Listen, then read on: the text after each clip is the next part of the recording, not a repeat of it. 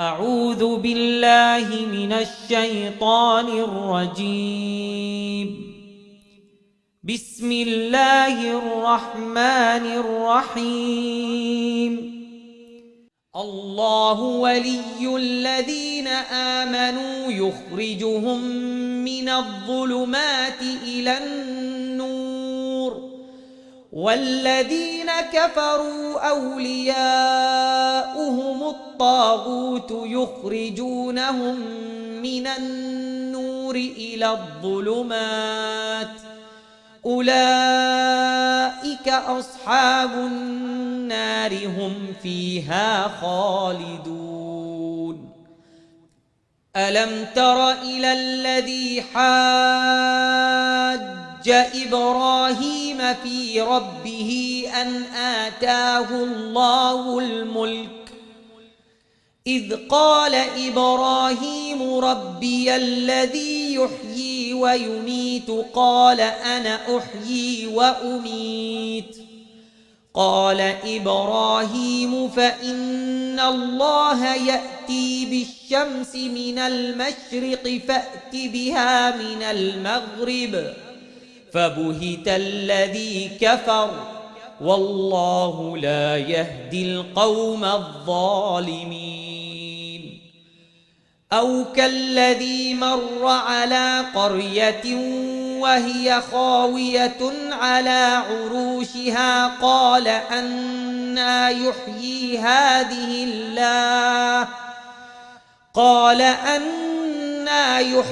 هذه الله بعد موتها، فأماته الله 100 عام ثم بعثه، قال كم لبثت؟ قال لبثت يوما أو بعض يوم، قال بل لبثت 100 عام، فانظر إلى طعامك وشرابك لم يتسنه، وانظر إلى حمارك ولنجعلك آية للناس، وانظر إلى العظام كيف ننشزها ثم نكسوها لحما، فلما تبين له قال أعلم أن الله على كل شيء قدير. وإذ قال إبراهيم رب أرني كيف تحيي الموتى، قال أولم تؤمن؟ قال بلى ولكن ليطمئن قلبي، قال فخذ 4 من الطير فصرهن إليك ثم اجعل على كل جبل منهن جزءا، ثم ادعهن يأتينك سعيا، واعلم أن الله عزيز حكيم. مثل الذين ينفقون أموالهم في سبيل الله كمثل حبة أنبتت 7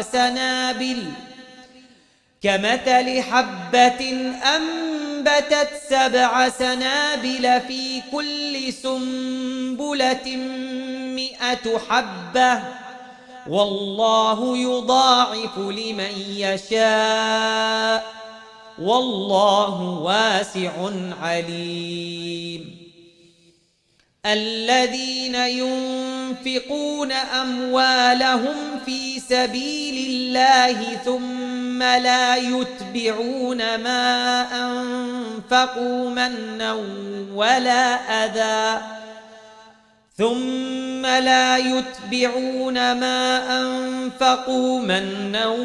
ولا أذى لهم أجرهم عند ربهم ولا خوف عليهم ولا هم يحزنون. قول معروف ومغفرة خير من صدقة يتبعها أذى، والله غني حليم.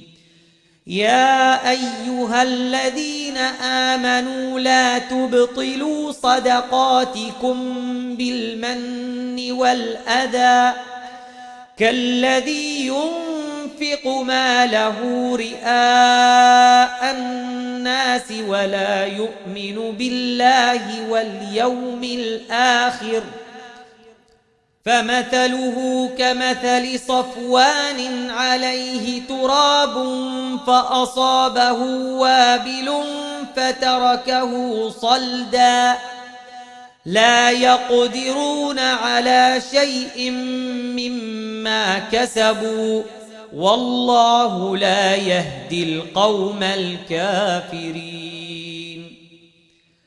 ومثل الذين ينفقون أموالهم ابتغاء مرضات الله وتثبيتا من أنفسهم كمثل جنة بربوة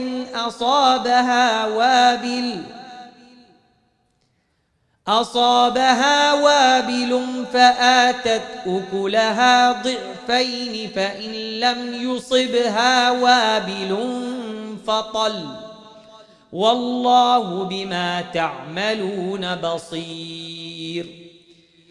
أيود أحدكم أن تكون له جنة من نخيل وأعناب تجري من تحتها الأنهار له فيها من كل الثمرات وأصابه الكبر وله ذرية ضعفاء فأصابها إعصار فيه نار فاحترقت كذلك يبين الله لكم الآيات لعلكم تتفكرون.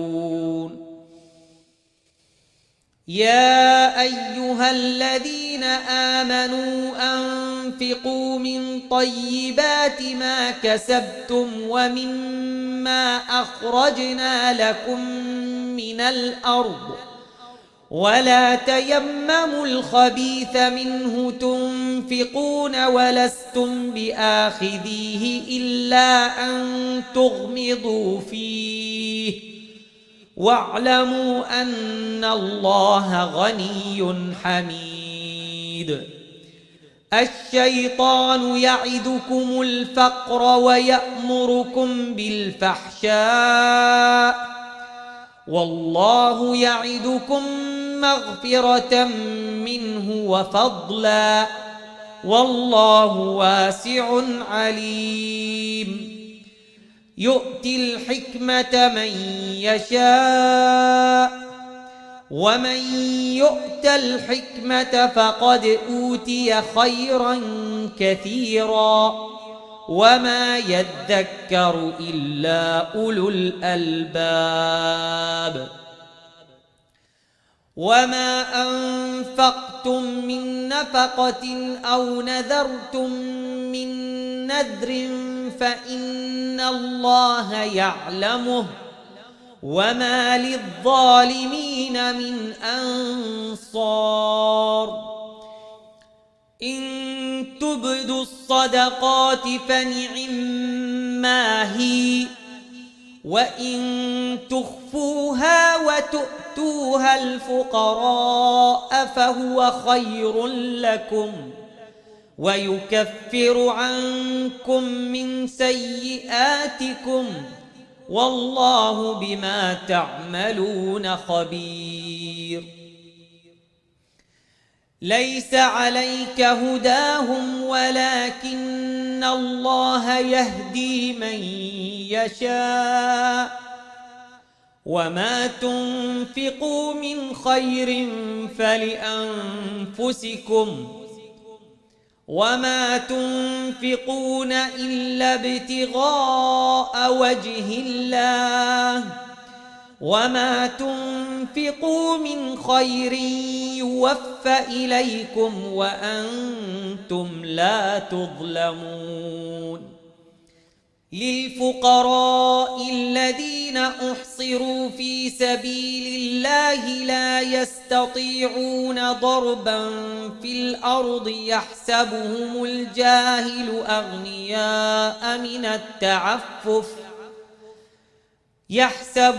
الجاهل أغنياء من التعفف تعرفهم بسيماهم لا يسألون الناس إلحافا وما تنفقوا من خير فإن الله به عليم آمنا بالله صدق الله العلي العظيم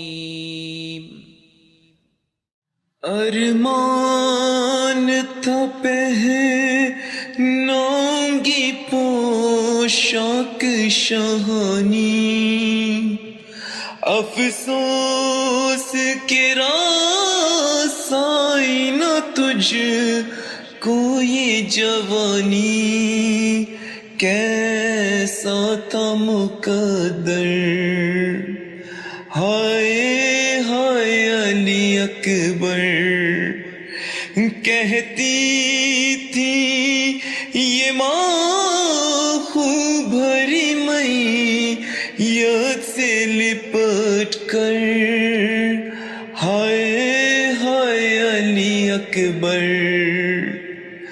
ہائے ہائے علی اکبر 18 برس پال کے پروان چرایا وہ گیسو والا ہے میرا خون میں نہایا یہ کیا ہوا دل بر ہائے ہائے علی اکبر ماں تیری جدائی میں بھلا کیسے جئیں گی مر جائیں گی صغرا جو خبر تیری سنے گی اب کیا کروں دل بر ہائے ہائے علی اکبر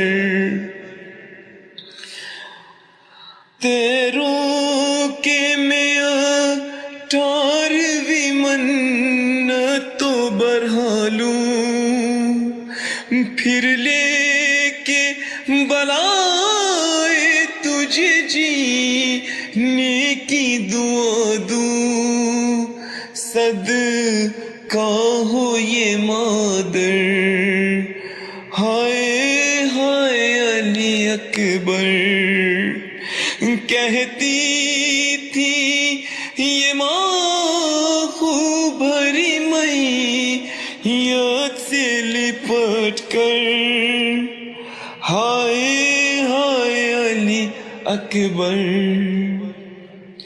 تم ہچکیاں لے کے جو دم توڑ رہے ہو منہ سے ہمیشہ کے لیے مور رہے ہو کیوں روٹے ہو دل بر ہائے ہائے علی اکبر آئے جو ہمیں لوٹنے ہیں میں ستمگر ماں دیں گی صدائے علی اکبر علی اکبر چھن جائے گی چادر ہائے ہائے علی اکبر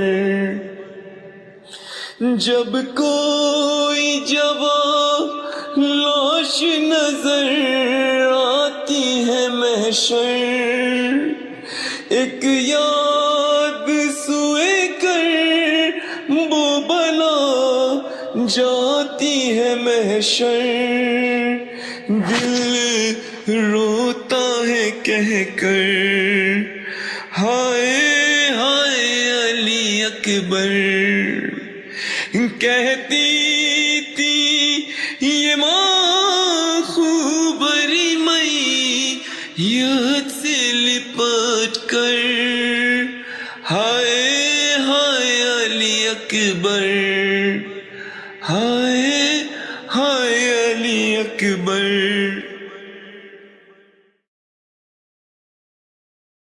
बिस्मिल्लाहिर्रहमानिर्रहीम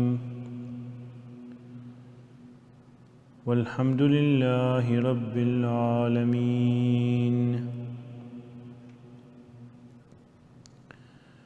सल्लल्लाहु अलैहि या सय्यदी व मौलाई या रसूलल्लाह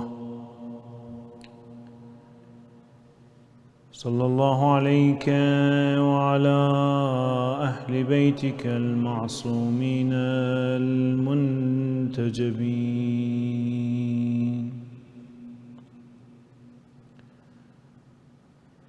صلى الله عليك يا سيدي ويا مولاي يا أبا عبد الله صلى الله عليك يا ابن رسول الله صلى الله عليك وعلى جدك وأبيك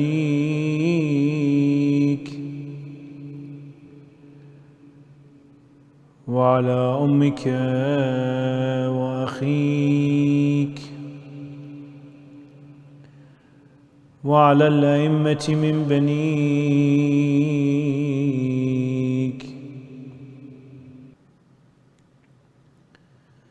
صلى الله عليك وعلى الأرواح التي حلت بفنائك وناخت برحلك يا رحمة الله الواسعة ويا باب نجاة الأمة غريب يا مظلوم كربلاء ما خاب يا سيدي من تمسك بكم وأمن من لجأ إليكم يا ليتنا سادتي كنا معكم فنفوز فوزا عظيما إنا لله وإنا إليه راجعون. Our beloved Imam al-Baqir narrates from Rasulullah sallallahu alayhi wa alayhi, saying that Allah subhanahu wa ta'ala says, وَعِزَّتِي وَجَلَالِي وَعَظَمَتِي وَكِبْرِيَائِي وَنُورِي وَعُلُوِّي وَارْتِفَاعُ مَكَانِي لا يؤثر عبد هواه على هواي إلا شتت أمره ولبست عليه دنياه وشغلت قلبه بها ولم أوته منها إلا ما قدرت له. Our beloved Imam al-Baqir narrates from Rasulullah sallallahu alayhi wa alayhi, saying that Allah Azza wa Jal says, وَعِزَّتِي وَجَلَالِي, by my power and magnificence, وَعَظَمَتِي وَكِبْرِيَائِي, and by my greatness and glory, وَنُورِي وَعُلُوِّي وَارْتِفَاعُ مَكَانِي, and by my light, and by my sublimity, and by my highness. Allah subhanahu wa ta'ala makes all these swearings by his status and his attributes, telling us, لا يؤثر عبد هواه على هواي. When a servant of mine, he prefers his own desires over mine. When a servant of mine, he puts his desire over my will. What's the result? إلا شتت أمره. I will make sure, Allah subhanahu wa ta'ala is telling us what's going to happen to him. He will make sure that he will squander his affairs. He will scatter his affairs. وَلَبَسْتُ عَلَيْهِ دُنْيَاهِ. And he will make sure that his worldly affair, this life, this dunya, is muddled. وَشَغَلْتُ قَلْبَهُ بِهَا. And he will make his heart occupied with this dunya. وَلَمْ أُوتِهِ مِنْهَا إِلَّا مَا قَدَّرْتُ لَهُ. And as a result of all this, he will gain nothing from this life except what Allah ordained for him. Now that we know the punishments that Allah subhanahu wa ta'ala puts for the person who prefers his own desires over Allah's will, being the three punishments that Allah subhanahu wa ta'ala mentions in this narration being narrated by the Prophet sallallahu alaihi wasallam, by his grandson Imam al-Baqir alayhi salam, telling us that Allah first will scatter his affairs. Then he will muddle his worldly affairs. Then he will occupy his heart with this life and this dunya. And that will lead to what? That he will gain nothing from this life except what Allah has written for him and except what Allah has ordained for him. Knowing that the first punishment is because when we prefer our own desires over Allah's will, that means what? That means that the way that we process and execute any action within ourselves is through allowing the other forces, the forces other than our intellectual forces, to make the decision for us and to push towards feelings that are going to execute different actions that will lead to a conflicting feelings within us and an instability within us. That will lead to our affairs to be scattered. The second punishment that we're going to discuss today, inshallah, in this lecture, is that Allah subhanahu wa ta'ala says, وَلَبَّسْتُ عَلَيْهِ دُنْيَاهِ. His worldly affairs shall be muddled. Allah subhanahu wa ta'ala here, He's telling us that when you look at this dunya, when you try to observe this dunya, to make a decision how to move forward, these affairs will be muddled for you. لَبَّسْتُ عَلَيْهِ دُنْيَاهِ. Allah will cover it so you will not be able to make a decision. You see, brothers and sisters, the way that we look into this life and the way that we look into this dunya, the way that we can observe what happens around us, there are mainly two ways. We either look at them from an outward viewing, from an outward side, without caring about the deeper and the inner meanings of things, or we try to understand the inward and what's inside this dunya and what's the main purpose and goal behind it. Allah subhanahu wa ta'ala here, He describes a group of people in Surah Al-Rum saying, يَعْلَمُونَ ظَاهِرًا مِنَ الْحَيَاةِ الدُّنْيَا وَهُمْ عَنِ الْآخِرَةِ هُمْ غَافِلُونَ. Here Allah subhanahu wa ta'ala tells us that these people, they know just an outward aspect of the life. Just an outward aspect of the life. But they are unaware of the hereafter. So these people's view of this life, view of this dunya, is only an outward aspect, not the real core aspect of the dunya, just from outside. As Allah subhanahu wa ta'ala also describes this dunya and this hayat, this life in this dunya, and He tells us, زُيِّنَ لِلَّذِينَ كَفَرُوا الْحَيَاةُ الدُّنْيَا وَيَسْخَرُونَ مِنَ الَّذِينَ آمَنُوا وَالَّذِينَ اتَّقَوْا فَوْقَهُمْ يَوْمَ الْقِيَامَةِ وَاللَّهُ يَرْزُقُ مَن يَشَاءُ بِغَيْرِ حِسَابٍ. Allah tells us here, زُيِّنَ لِلَّذِينَ كَفَرُوا الْحَيَاةُ الدُّنْيَا.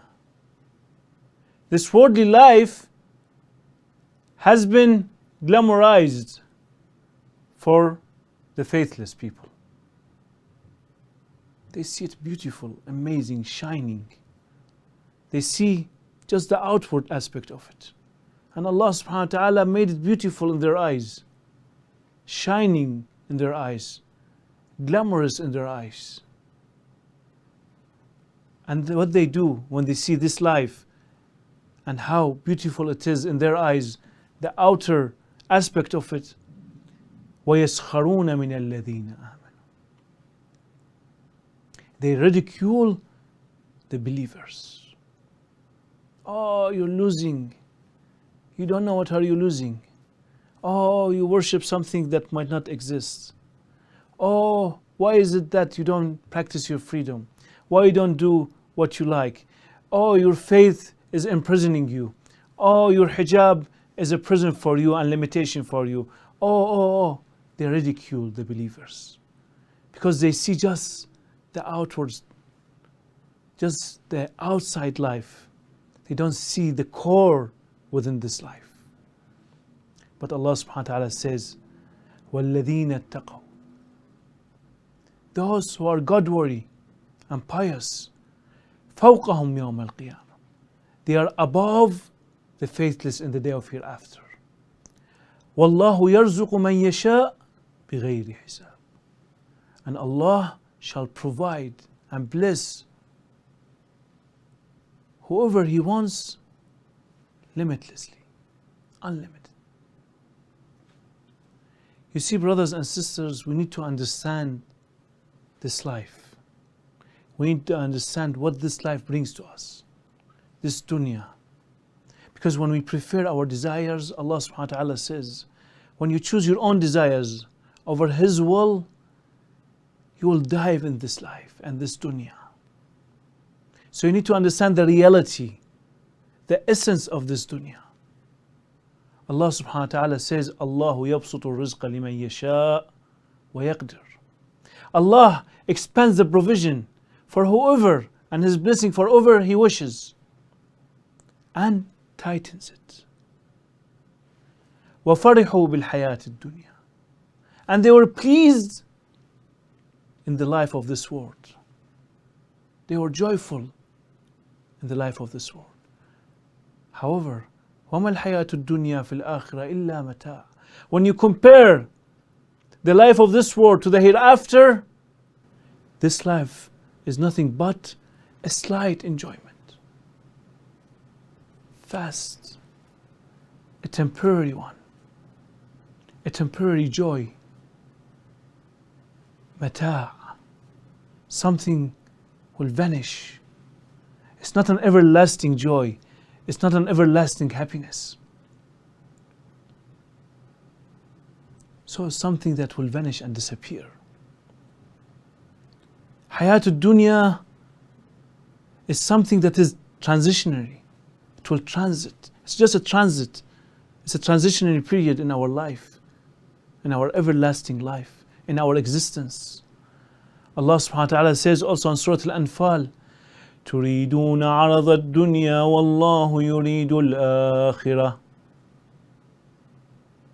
You want the transitionary gain of this world, and Allah wants the hereafter for you, the reward of the hereafter for you. Wallahu azizun hakim. And Allah is the Almighty, all wise. So the gains from this life is a transitionary gain. is something temporary. And also this life, Allah subhanahu wa ta'ala describes it in His holy book in Surah Fatir, telling us, Ya ayyuhan nas, O people, inna wa'adallahi haqq, the promise of Allah is the truth. فَلَا تَغُرَّنَّكُمُ الْحَيَاةُ الدُّنْيَا, don't be deceived by the life of this world. وَلَا يَغُرَّنَّكُمْ بِاللَّهِ الْغَرُورُ, and do not be deceived by the deceiver concerning Allah subhanahu wa ta'ala. Don't allow the deceiver to deceive you. So this dunya, the reality of it, the core of it, is a deceiving reality. Don't be deceived by it. Don't go astray from the path of Allah subhanahu wa ta'ala, being deceived by this transitionary, slight happiness. Because Allah subhanahu wa ta'ala tells us, كُلُّ نَفْسٍ ذَائِقَةُ الْمَوْتِ, every soul will taste death. وَإِنَّمَا تُوَفُّونَ أُجُورَكُمْ, you will be given your own rewards يَوْمَ الْقِيَامَةِ, in the day of hereafter. فَمَنْ زُحْزِحَ عَنِ النَّارِ, and whoever was moved away from the hellfire, وَأُدْخِلَ الْجَنَّةِ, and entered the paradise, فَقَدْ فَازَ, he is the successful one. He is the real winner. وَمَا الْحَيَاةُ الدُّنْيَا إِلَّا مَتَاعُ الْغُرُورِ, and this world and the life in this world is nothing but a delusion, a joyful delusion, something that will vanish. The real success, the real happiness is if we move away from the hellfire and we enter the paradise. And here we need to think and reflect. What is it that we are seeking? يا قوم إنما هذه الحياة الدنيا متاع, O people, this life of the world is only a passing enjoyment. وإن الآخرة هي دار القرار, and indeed the hereafter is the abiding home. Do you want the passing enjoyment? Do you want a transitionary period? Do you want something that's going to vanish and it's unreal? Or we want something that is everlasting, true happiness, abiding home? The right way to look at this life, to view this life, to have a worldly view and understand this life is Allah subhanahu wa ta'ala's words in this verse, in this chapter in Surah Taha. Allah subhanahu wa ta'ala says, وَلَا تَمُدَّنَّ عَيْنَيْكَ إِلَى مَا مَتَّعْنَا بِهِ أَزْوَاجًا, do not extend your glance toward what we have provided certain groups. أَزْوَاجًا مِّنْهُمْ, certain groups of them. زَهْرَةَ الْحَيَاةِ الدُّنْيَا, Allah subhanahu wa ta'ala says here, it's a glitter of the life of this world.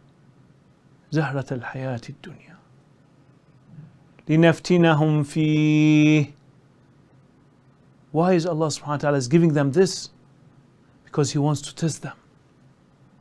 وَرِزْقُ رَبِّكَ خَيْرٌ وَأَبْقَى, and the provision of your Lord is better and more lasting. What Allah subhanahu wa ta'ala provides us is better and is more lasting. So Allah here is telling us, when you view this life, and when you view the people busy within this life, the people enjoying this life, the people engaging with what Allah subhanahu wa ta'ala has provided them with this life, don't extend your view. Don't extend your glance. Don't be taken by it. Don't be taken by what you see outside. Allah has given them these blessings. Allah has given them these blessings to test them. And it's only something that's like a glitter outside. It's not real. It's not genuine. What's genuine and real is with your Lord. What's everlasting is with your Lord. What stays more and forever is with your Lord. It's in the day of hereafter. So we are, as human beings, we have two options. We either engage our heart to love and fall in love of this world and the life of this world at dunya, or to practice austerity and zuhd from this life and stay away from this dunya and put our hearts away from this dunya. Because the love of this dunya has consequences. وَوَيْلٌ لِلْكَافِرِينَ مِنْ عَذَابٍ شَدِيدٍ. Woe to the faithless from a strong punishment, from a severe punishment. الَّذِينَ يَسْتَحِبُّونَ الْحَيَاةَ الدُّنْيَا عَلَى الْآخِرَةِ. Those who prefer the life of this world, the dunya, over the hereafter. وَيَصُدُّونَ عَنْ سَبِيلِ اللَّهِ. And they become like a barrier from the path of Allah in front of others. They stop others from going to the path of Allah. وَيَبْغَوْنَهَا عِوَجًا. They don't want it straight. They seek it to be crooked. أُولَٰئِكَ فِي ضَلَالٍ بَعِيدٍ. Those are the misguided, and those are the ones in extreme error. Why? يَسْتَحِبُّونَ الْحَيَاةَ الدُّنْيَا عَلَى الْآخِرَةِ. They prefer the life of this world. They love the life of this world, at dunya, over the hereafter. Allah subhanahu wa ta'ala tells us clearly, for those who want to be zahid in this life, who want to practice austerity in this life and stay away from this life, Allah tells us in Surah Al-Hadid, and He describes them, and He says, لكي لا تأسوا على ما فاتكم ولا تفرحوا بما أتاكم. So you don't grieve for what you lost and what you missed, and don't be joyful of what you gain. Those people are the one with austerity. Those people are the one that their heart is not busy and occupied with the love of this dunya. They do not grieve what escaped them, and they are not happy and joyful with what they gain. Whatever Allah gives them, alhamdulillah. Whatever Allah takes away from them, alhamdulillah. It's Allah's will. وَاللَّهُ لَا يُحِبُّ كُلَّ مُخْتَالٍ فَخُورٍ. And Allah subhanahu wa ta'ala, He doesn't like any person who's mukhtal and fakhur, who's always happy and joyful and brag about what Allah subhanahu wa ta'ala gave him. Allah wants us that our heart be busy with Him, with His path, thinking about the hereafter. Amir Mu'mineen, the commander of the faithful, commenting on this verse of Quran, saying, الزهد كله في كلمتين في القرآن. All of austerity is in two words of the Holy Quran. فمن لم يأس على الماضي. He who does not grieve for what escapes,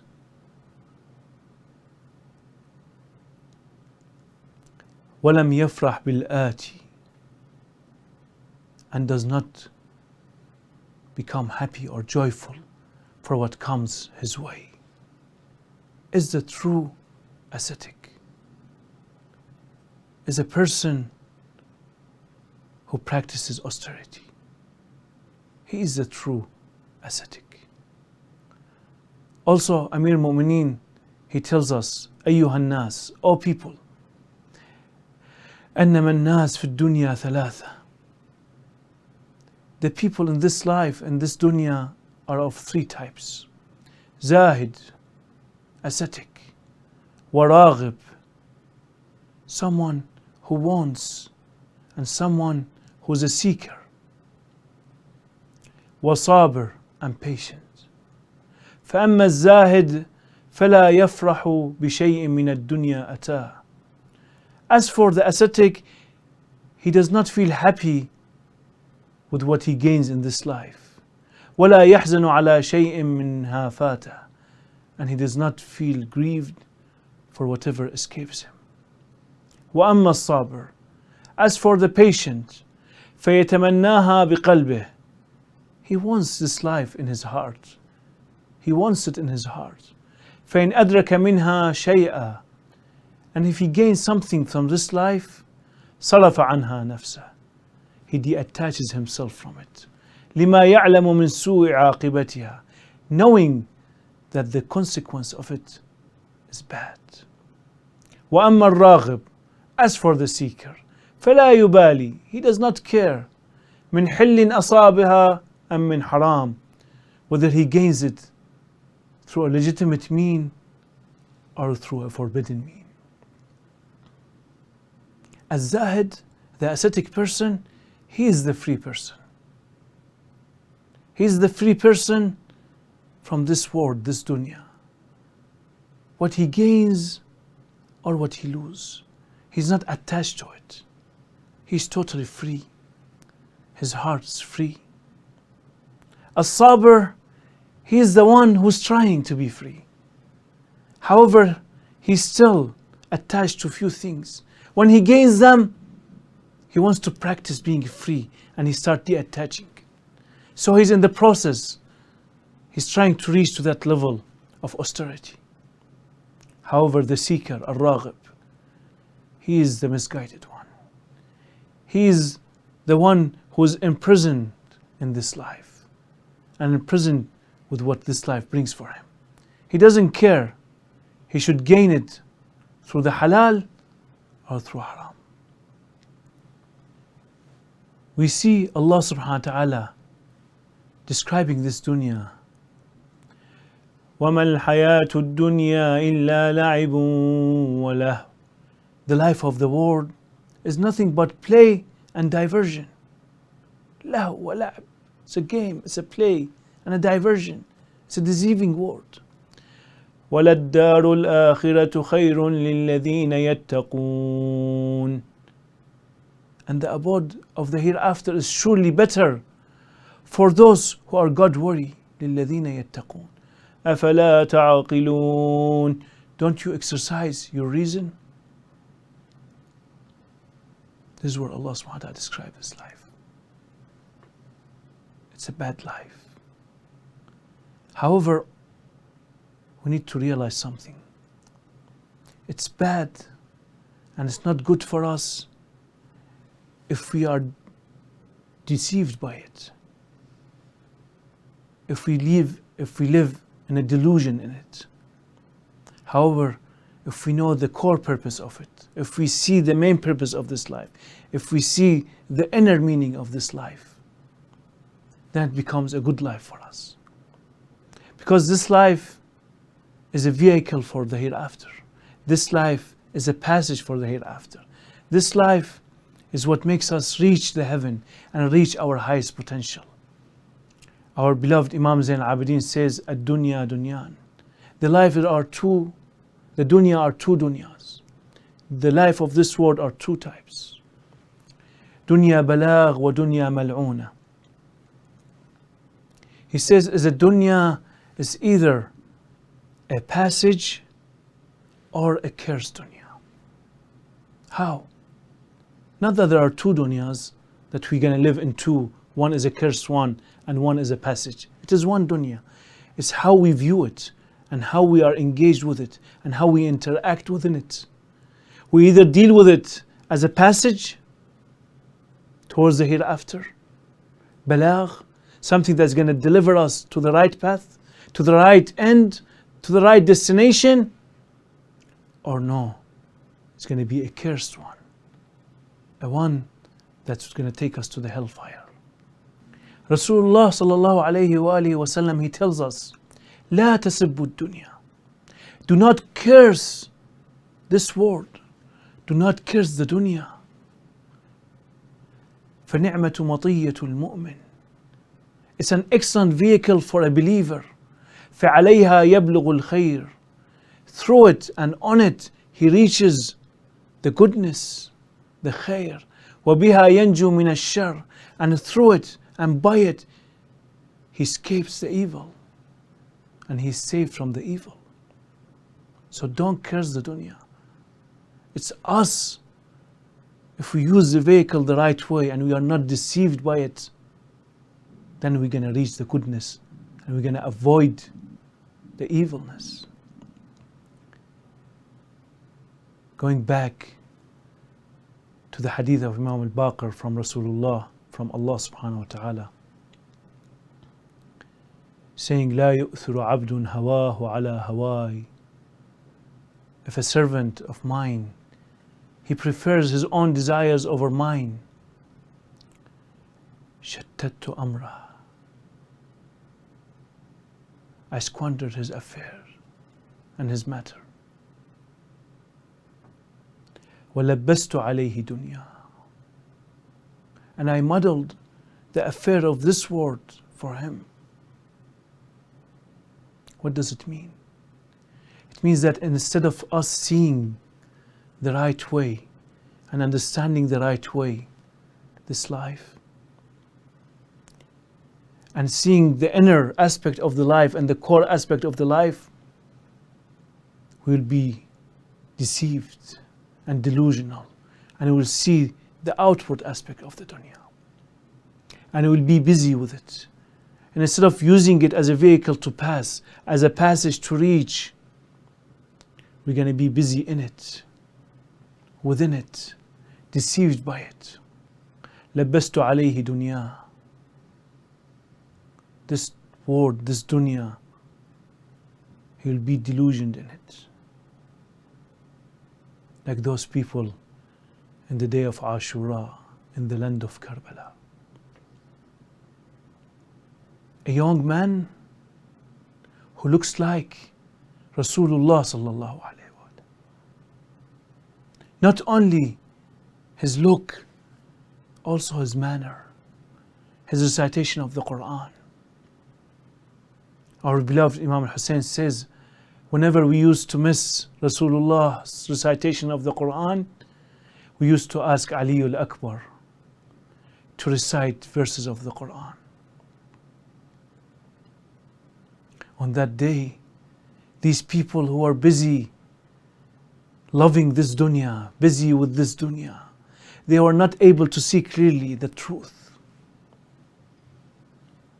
They were in the delusion of the truth, in the delusion of this life, that what they're going to do for Hussein and his companions and his children and his household is going to make them happier in this dunya.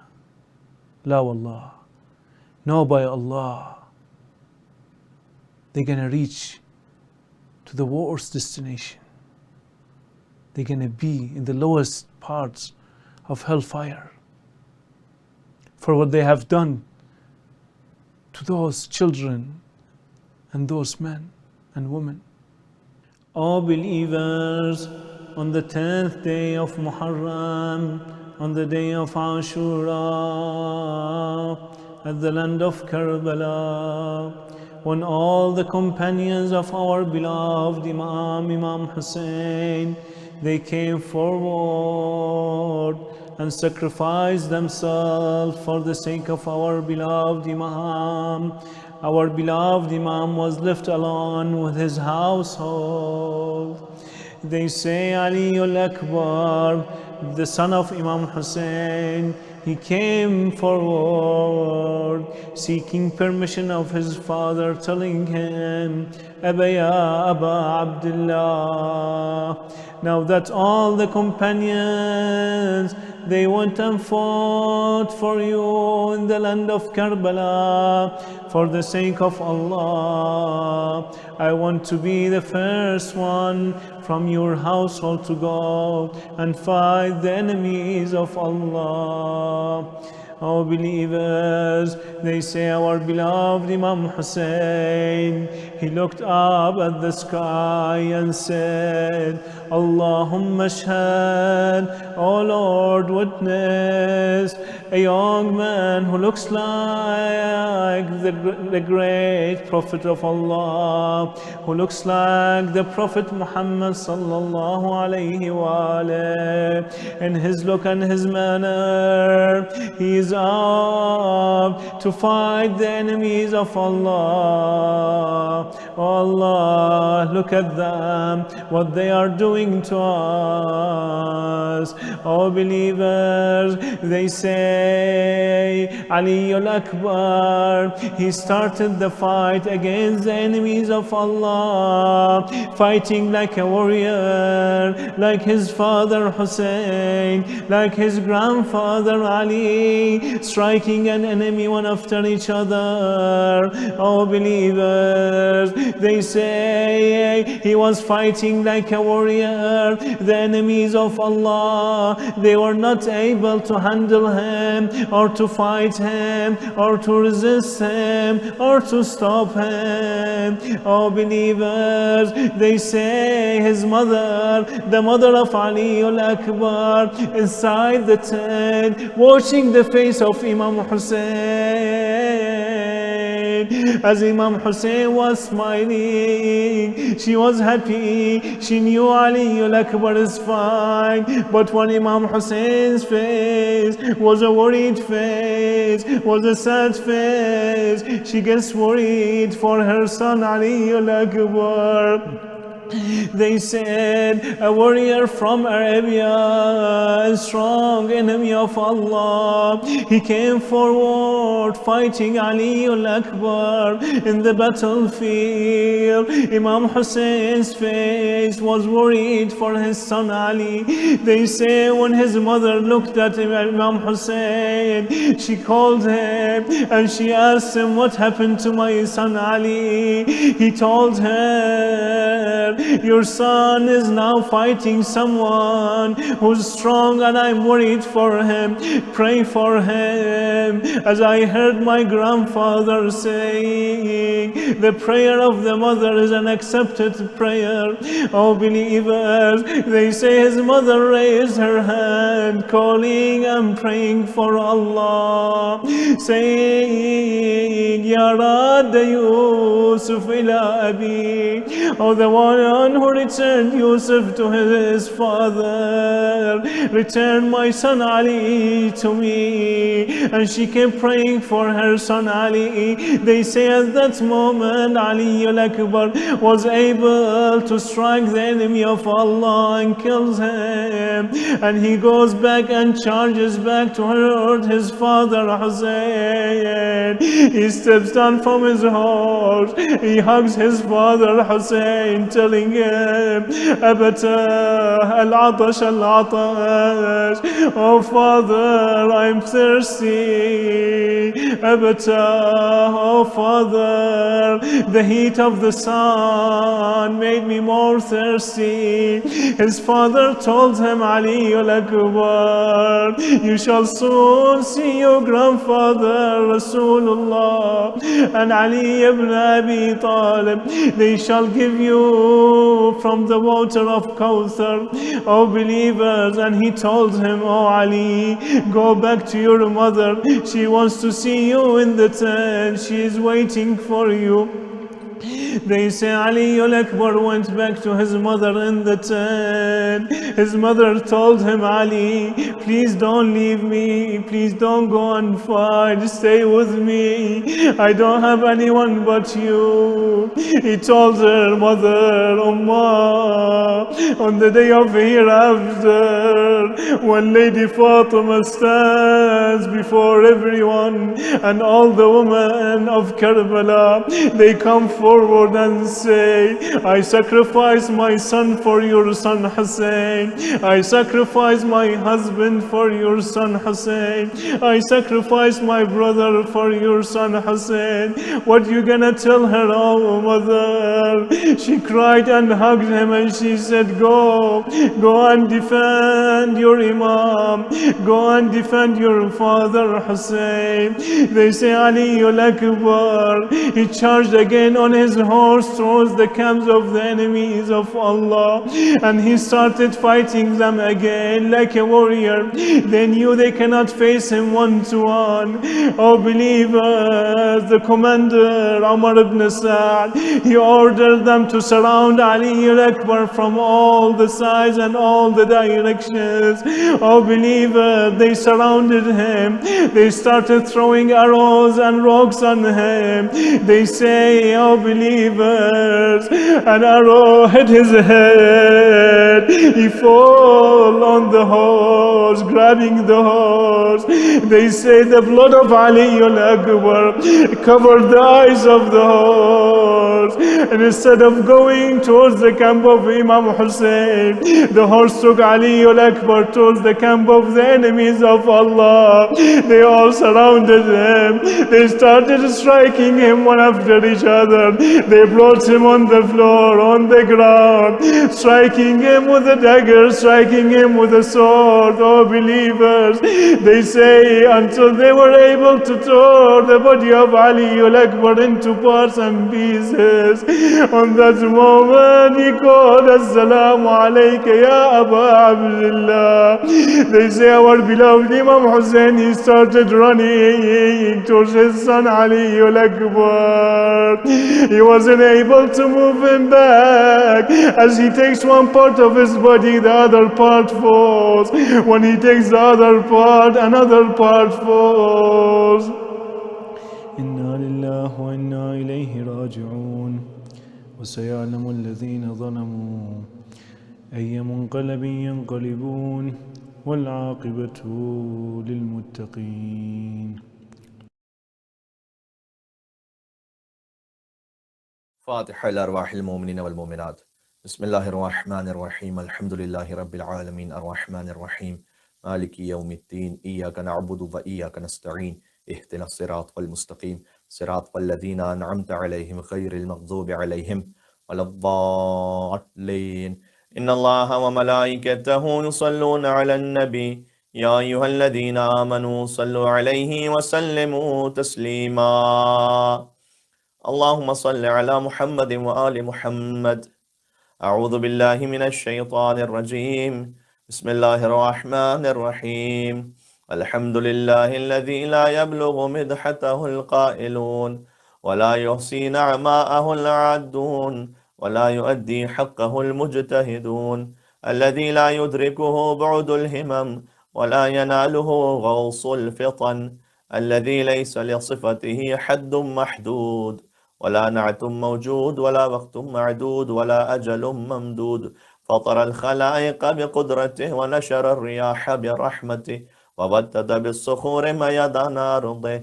والصلاة والسلام على أكرم الأنبياء والمرسلين حبيب إله العالمين سيدنا ونبينا وشفيع ذنوبنا وطبيب نفوسنا ومولانا بالقاسم محمد.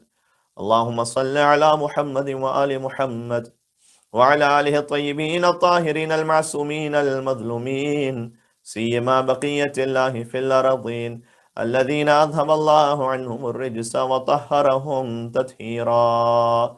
اللهم صل على محمد وآل محمد.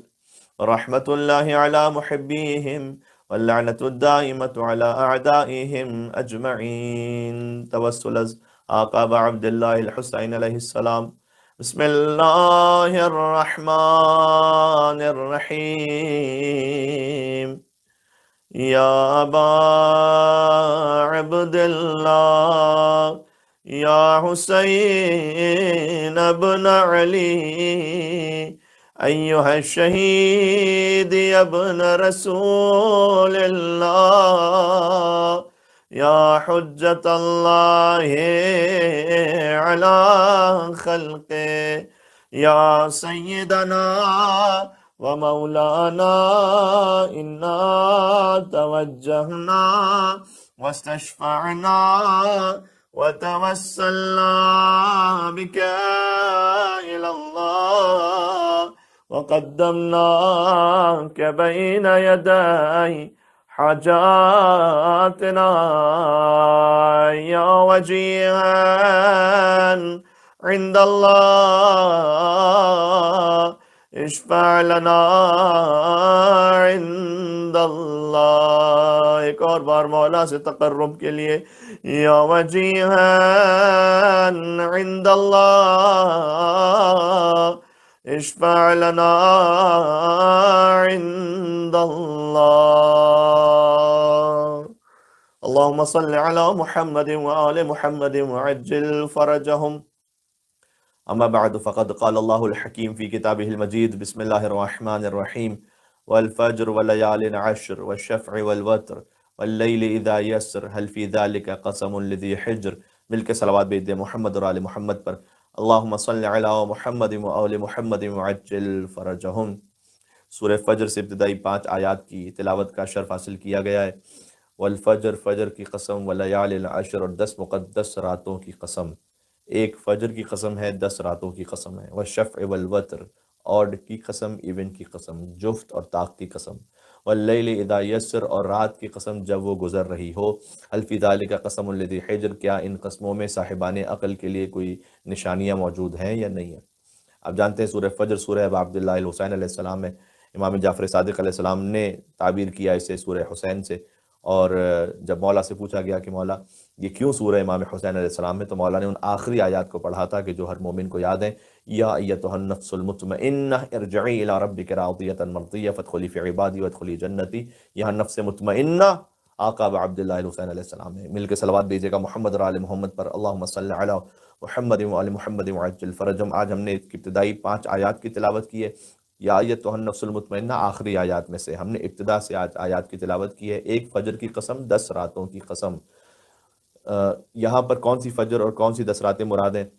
ذی الحج کی 10 راتیں بھی لی گئی ہیں، اور علماء نے اس سے فرمایا ہے کہ یہاں چونکہ ایک مصداق سے زیادہ ممکن ہے، لہذا فجر عاشورہ اور لیال عشر اور 10 راتوں کی قسم، یعنی 10 راتیں ہیں اور ایک فجر ہے جس کی خاص قسم اللہ سبحانہ وتعالیٰ کھا رہا ہے. والشفع والوتر جفت اور طاق کی قسم. واللیل اذا یسر رات کی قسم جب وہ گزر رہی ہے. کیا ان قسموں میں صاحبان شعور کے لیے کوئی نشانیاں ہیں؟ روایات کی روشنی میں ہے کہ والفجر فجر سے مراد یہاں آقا حضرت حجت امام زمانہ عجل اللہ تعالیٰ فرجہ الشریف ہیں. تفسیر برہان میں روایت موجود ہے. ولیال عشر اور 10 راتوں کی قسم، یعنی حضرت حجت کی قسم. اور 10 راتیں کون؟ فرمایا 10 ائمہ علیہ السلام ہیں. وہ 10 ائمہ کون سے ہیں؟ من الحسن الی الحسن، بہت لطیف تعبیر ہے. حسن مجتبیٰ سے مولا حسن عسکری علیہ السلام تک. سبحان اللہ. اللہم صلی علی محمد وآل محمد. تو حضرت حجت کی قسم اور مولا حسن سے مولا حسن تک کے ائمہ کی قسم، یہ 10 ائمہ ہو گئے. والشفع والوتر اور 2 برابر شفع یعنی ایون، اسی لیے ایون کہا جاتا ہے کہ وہ 2 برابر میں تقسیم ہو سکتا ہے. 2 کا جو عدد ہے وہ 1 اور 1 2 برابر میں تقسیم ہو سکتا ہے. 4 کا عدد چونکہ وہ ایون ہے وہ تقسیم ہو سکتا ہے 2 اور 2 میں. تو وہ شف 2 برابر کی ہستیوں کی قسم والوتر اور 1 تنہا کی قسم. فرمایا گیا کہ یہ 2 برابر کی ہستیاں وہی ہیں کہ جن کے لیے اللہ سبحانہ وتعالیٰ نے آیت نازل کی مرج البحرین یلتقیان. اللہ سبحانہ وتعالیٰ نے 2 سمندروں کو ملا دیا ہے. بینہما برزخ لا یبغیان، ان کے درمیان ایک برزخ ہے کہ کبھی ایک دوسرے سے تجاوز نہیں کر سکتے. فبأی آلاء ربکما تکذبان، تو تم اپنے رب کی کون کون سی نعمتوں کو جھٹلاؤ گے. یخرج منہما اللؤلؤ والمرجان، اللہ نے ان سمندروں سے لؤلؤ اور مرجان کو خارج کیا. لؤلؤ کہتے ہیں سبز موتی کو، مرجان کہتے ہیں سرخ موتی کو. سب سے مراد امام حسن علیہ السلام ہے، سرخ سے مراد امام حسین علیہ السلام ہے. فبأی آلاء ربکما تکذبان، تو تم اپنے رب کی کون کون سی نعمتوں کو جھٹلاؤ گے. تو شفع 2 برابر کی ہستیوں کی قسم یہ علی اور زہرا سلام اللہ علیہما ہے. اللہم صلی علی محمد وآل محمد. سبحان اللہ سبحان اللہ. والوتر اور 1 تنہا کی قسم یعنی اللہ رب العزت کی قسم. واللیل اذا یسر اور رات کی قسم جب وہ ڈھلنے لگے اور ختم ہو رہی ہو. یہ اشارہ ہے پھر امام زمان علیہ السلام کی اس حکومت کی طرف کہ اللہ سبحانہ وتعالیٰ جو انہیں عطا فرمائے گا کہ جب تمام باطل حکومتیں ختم ہو جائیں گی اور پھر حضرت حجت کی حکومت قائم ہوگی. هل فی ذلک قسم لذی حجر، کیا ان میں صاحبان عقل کے لیے کوئی نشانی موجود ہے؟ اب سمجھ میں آتا ہے کہ کیوں اللہ سبحانہ وتعالیٰ کہہ رہا ہے کہ صاحبان عقل کے لیے نشانی موجود ہے. تو عزیزوں والفجر ولیال عشر، یہ 10 دن اب گزرتے چلے جا رہے ہیں، تقریباً اختتام تک پہنچ رہے ہیں، اور آپ نے محسوس کیا ہی ہے ہر سال کہ محرم کے جو 10 ایام ہوتے ہیں یہ الگ ہی سے ہوتے ہیں۔ ذکر اہل بیت تو بقیہ 350 ڈیز میں بھی سارا سال جاری و ساری رہتا ہے، لیکن اگر ذرا سا بھی کسی میں ایمان کا جذبہ ہے تو محسوس خود بخود کر لے گا کہ یہ 10 دن خاص عرش سے گویا اترتے ہیں، عام زمانے میں گویا شامل ہی نہیں ہوتے، الگ ہی ان کا ایک وجود ہوتا ہے اور ان کے الگ ہی اثرات ہوتے ہیں۔ لیکن یاس یگانہ چنگیزی بہت معروف شاعر ہیں، انہوں نے کہا تھا کہ ڈوب کر پار اتر گیا اسلام، ڈوب کر پار اتر گیا اسلام، آپ کیا جانے کربلا کیا ہے۔ سبحان اللہ۔ لہٰذا یہ جو 10 دنوں کی تاثیر ہے یہ سب سے جدا ہے، اللہ سبحانہ وتعالیٰ نے اس کا ذمہ اپنے اوپر لیا ہوا ہے، اس لیے ہم ان ایام میں جتنا اپنے آپ کو خدمت اہل بیت میں رکھیں، اپنے دل کو غم امام حسین علیہ السلام پور کر کے رکھیں، اتنا ہی بہتر ہے، اس لیے کہ کسی کو نہیں معلوم کہ یہ کس کا آخری محرم ہے۔ دیکھیں ہر چیز کی جو ہے نا وہ ایک حد ہوتی ہے، ٹھیک ہے، ایک لمٹ ہوتی ہے، کہتے ہیں بھائی اس لمٹ سے نہ آگے بڑھو ورنہ نقصان دہ۔ اس بات کو سمجھانے کے لیے میں بات کہہ رہا ہوں۔ مثلا رومی سے پوچھا گیا کہ واٹ از پوائزن، زہر کیا ہے، تو انہوں نے جواب دیا کہ اینی تھنگ وچ از مور دین اور نیسیسٹی از پوائزن۔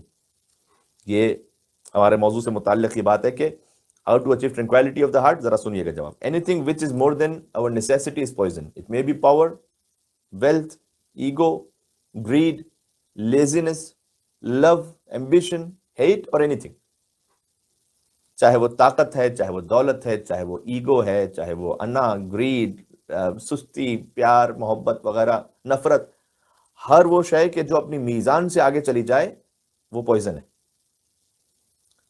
آپ نے بھی دیکھا ہوگا، ہم نے بھی دیکھا ہے، بظاہر بڑے بڑے شریف افراد تھوڑی سی دولت یا طاقت آ جانے کے بعد کیسے فرعون بن جاتے ہیں۔ انسان یقین ہی نہیں کر پاتا کہ کیا وہی شخص ہے کہ جو پہلے اتنا ہمبل ہوتا تھا، ہر ایک سے جھک جھک کر ملتا تھا، اب ذرا سی دولت، اقتدار، کیا حیثیت مل گئی کہ اب تیور ہی بدل گئے۔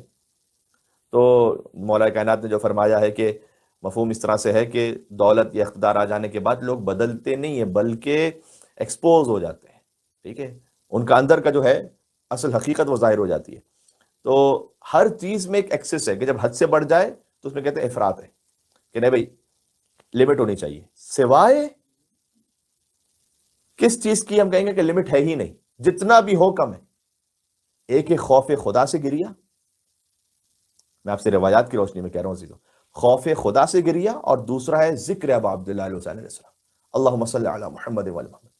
اس میں کوئی سپرفلٹی ہے ہی نہیں، یعنی کوئی اس کا آپٹیمم لیول نہیں ہے کہ بس اتنا ہو گیا تو بس اب پر ہو گئی بات۔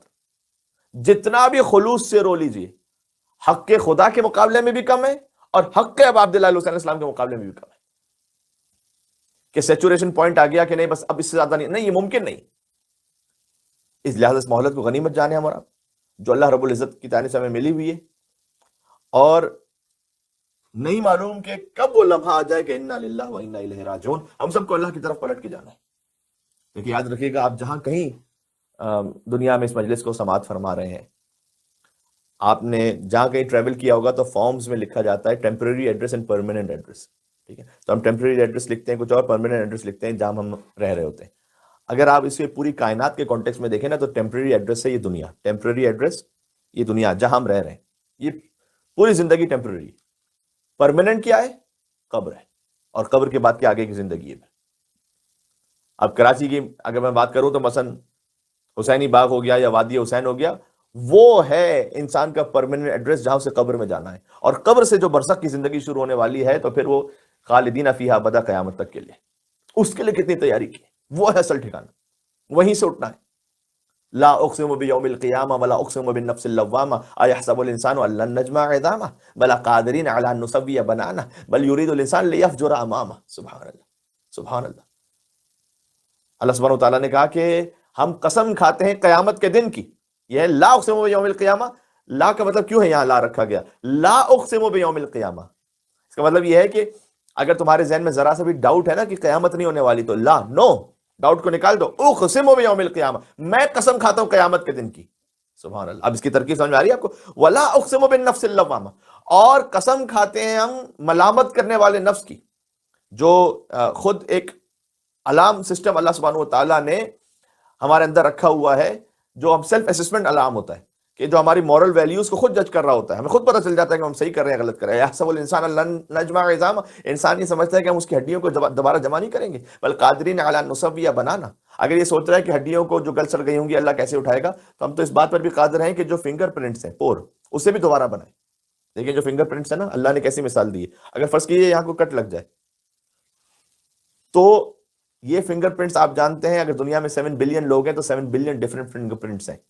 جبھی تو یہ سیکیورٹی سسٹم میں چیک ہوتے ہیں فنگر پرنٹس. میرا فنگر پرنٹ آپ کے فنگر پرنٹ سے مختلف ہے. دنیا کے 7 بلین ڈیفرنٹ ڈیزائنز ہیں یہاں پر. سبحان اللہ. کوئی ہے اللہ سبحانہ وتعالیٰ سے بڑھ کے مصور؟ بلکہ اس کا پرنٹ الگ ہے، اس کا ڈیزائن الگ ہے. سو آئی وڈ سے کہ اگر 7 بلین لوگ ہیں تو 14 بلین ڈیفرنٹ ڈیزائنز ہیں اتنے سے. اس لیے سیکیورٹی چیک میں یہی یوز ہے کیونکہ یونیک ہے. آئی ریٹنا بھی اسی طریقے سے. تو یہ جو فنگر پرنٹس ہیں، اگر فرض کیا کوئی کٹ لگ جائے، جل جائے کھال، کوئی زخم ہو جائے، جب یہ بنیں گے تو واپس وہی بنیں گے جیسے کہ پہلے تھے. سبحان اللہ. ورنہ تو ایک بہت آسان ہے کسی بھی مثلا کرمنل کے لیے، کسی اور شخص کے لیے اپنی آئیڈینٹی کو چینج کرنا. اس نے یہاں کٹ لگا دیا، کچھ کر دیا، اسے جلا دیا، دوسرا جب آیا تو پھر دوسرا آ گیا، تو پھر آپ سے ٹریس کیسے کریں گے؟ نا، اللہ نے کہا بلا قادرین علی ان نسوی بنانا، ہم تو ان فنگر پرنٹس کو بھی دوبارہ بنانے پر قادر ہیں. تم ہڈیوں کی بات کر رہے ہو، ہم اسے بھی ایگزیکٹ وہی بناتے ہیں. سبحان اللہ. بل یرید الانسان لیفجر امامہ.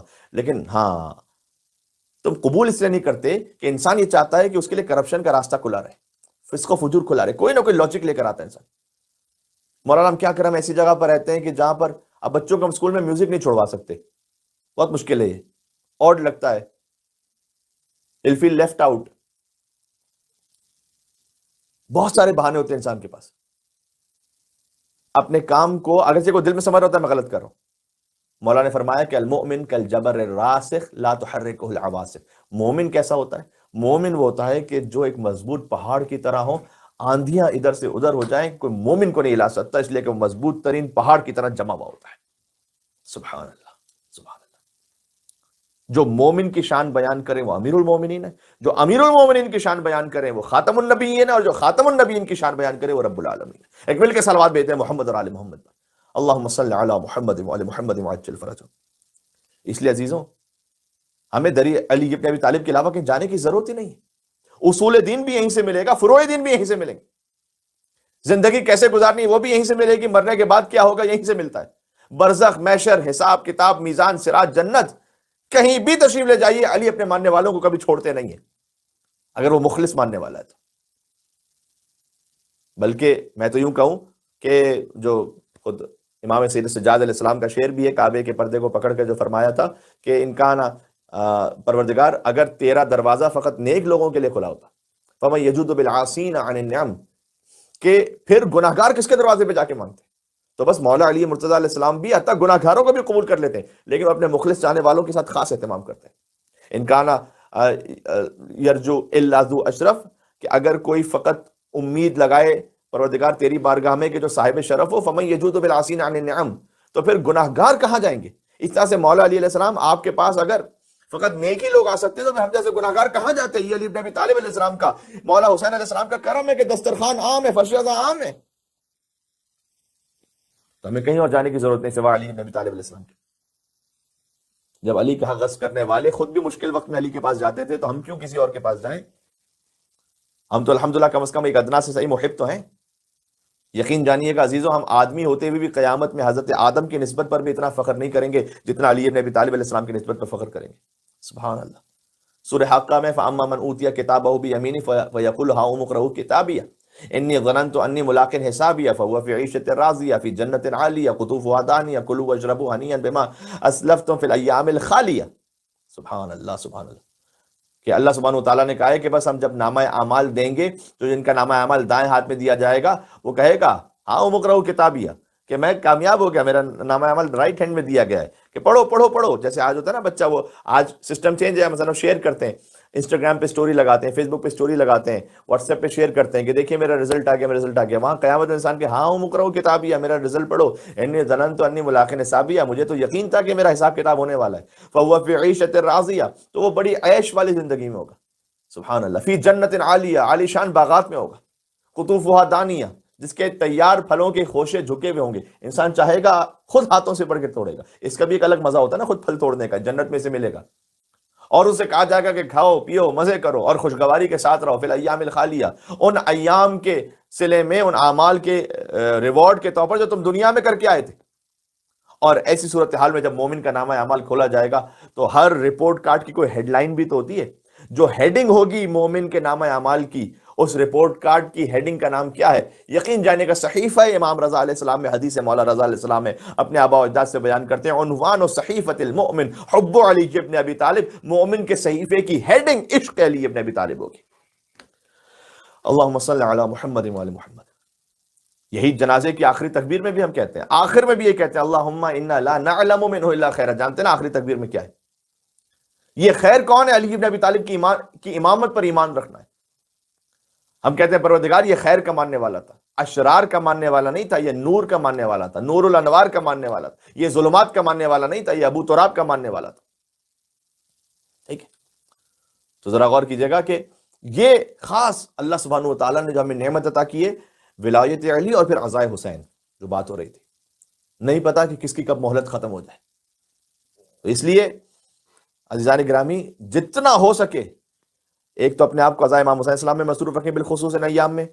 جتنا ہو سکے اپنے غم، اپنے دل کو غم سے پر رکھیں، آنسوؤں کو بہائیں، مصائب کو سنیں، اپنے آپ کی اسسمنٹ کریں کہ میں کہاں پر ہوں، کیسے قریب ہو سکتا ہوں اور آقا عبداللہ حسین علیہ السلام سے، مولا علی علیہ السلام کی محبت جو اللہ نے عطا کی اس پر شکر ادا کریں. ایک بابا ذہین تاجی ہیں، گزرے ہیں، بڑے ہی لطیف شاعر. ان کا کلام ہے کتاب لمعات جمال میں. یہ وہ کلام ہے کہ جس کا نعرہ بھی مجلسوں میں لگایا جاتا ہے. وہ کیا ہے؟ علی مولا علی مولا علی مولا علی مولا. یہ پہلا مصرع ہی ہے. پھر آگے ہے زباں کے ساتھ دل بولا علی مولا علی مولا. سبحان اللہ سبحان اللہ. دیکھیں پتہ نہیں کس خلوص سے لکھا تھا اس بندے خدا نے. سب سے پہلے انہوں نے یہ شعر لکھا تھا کہ علی مولا علی مولا علی مولا علی مولا، زباں کے ساتھ دل بولا علی مولا علی مولا. اب جہاں کہیں دنیا میں مجلس ہوتی ہے نعرہ ضرور لگتا ہے اور اس کا ثواب یقیناً ان کی روح کو پہنچتا ہوگا. اسی لیے تو عرض کرتے ہیں کہ مولا علی کے لیے کچھ کام کر کے جائیے، دنیا بھی نکھر جائے گی، آخرت بھی سنور جائے گی. سبحان اللہ سبحان اللہ. تو کہتے ہیں وہ علی مولا علی مولا علی مولا علی مولا، زباں کے ساتھ دل بولا علی مولا علی مولا. علی ظاہر ہے، مظہر ہے، مقدم ہے، مؤخر ہے. واہ. یعنی ان ذکر الخیر کنتم اولا و اصلا و فرع و معدنا و مابا. اگر خیر کا ذکر کیا جائے، خیر کا اول بھی آپ ہیں، خیر کا آخر بھی آپ ہیں، خیر کی انتہا بھی آپ ہیں، خیر کی ابتدا بھی آپ ہیں، خیر کا مأویٰ بھی آپ ہیں، خیر کی منتہا بھی آپ ہیں. یعنی علی ظاہر ہے، مظہر ہے، مقدم ہے، مؤخر ہے. علی اولا علی اولا علی مولا علی مولا. یہ بابا ذہین تاجی صاحب کلام لکھ رہے ہیں. علی نفس پیمبر ہیں، علی بہتر ہے، برتر ہیں. سبحان اللہ. علی نفس پیمبر ہیں، علی بہتر ہیں، برتر ہیں. ہر ایک میزان میں تولا علی مولا علی مولا علی مولا. اب آپ گھروں پہ بیٹھ کے مجلس سن رہے ہیں تو امام بارگاہ ہوتا تو وہ بھی گونج رہا ہوتا انشاءاللہ مولا علی کی صداؤں سے، لیکن مجھے یقین ہے کہ ہر مومن کا گھر گونج رہا ہوگا علی مولا علی مولا علی مولا علی مولا کی صداؤں سے. پھر آگے کہتے ہیں علی کی بادشاہی ہے، علی اسم الہی ہے. یہ ان کا جملہ ہے.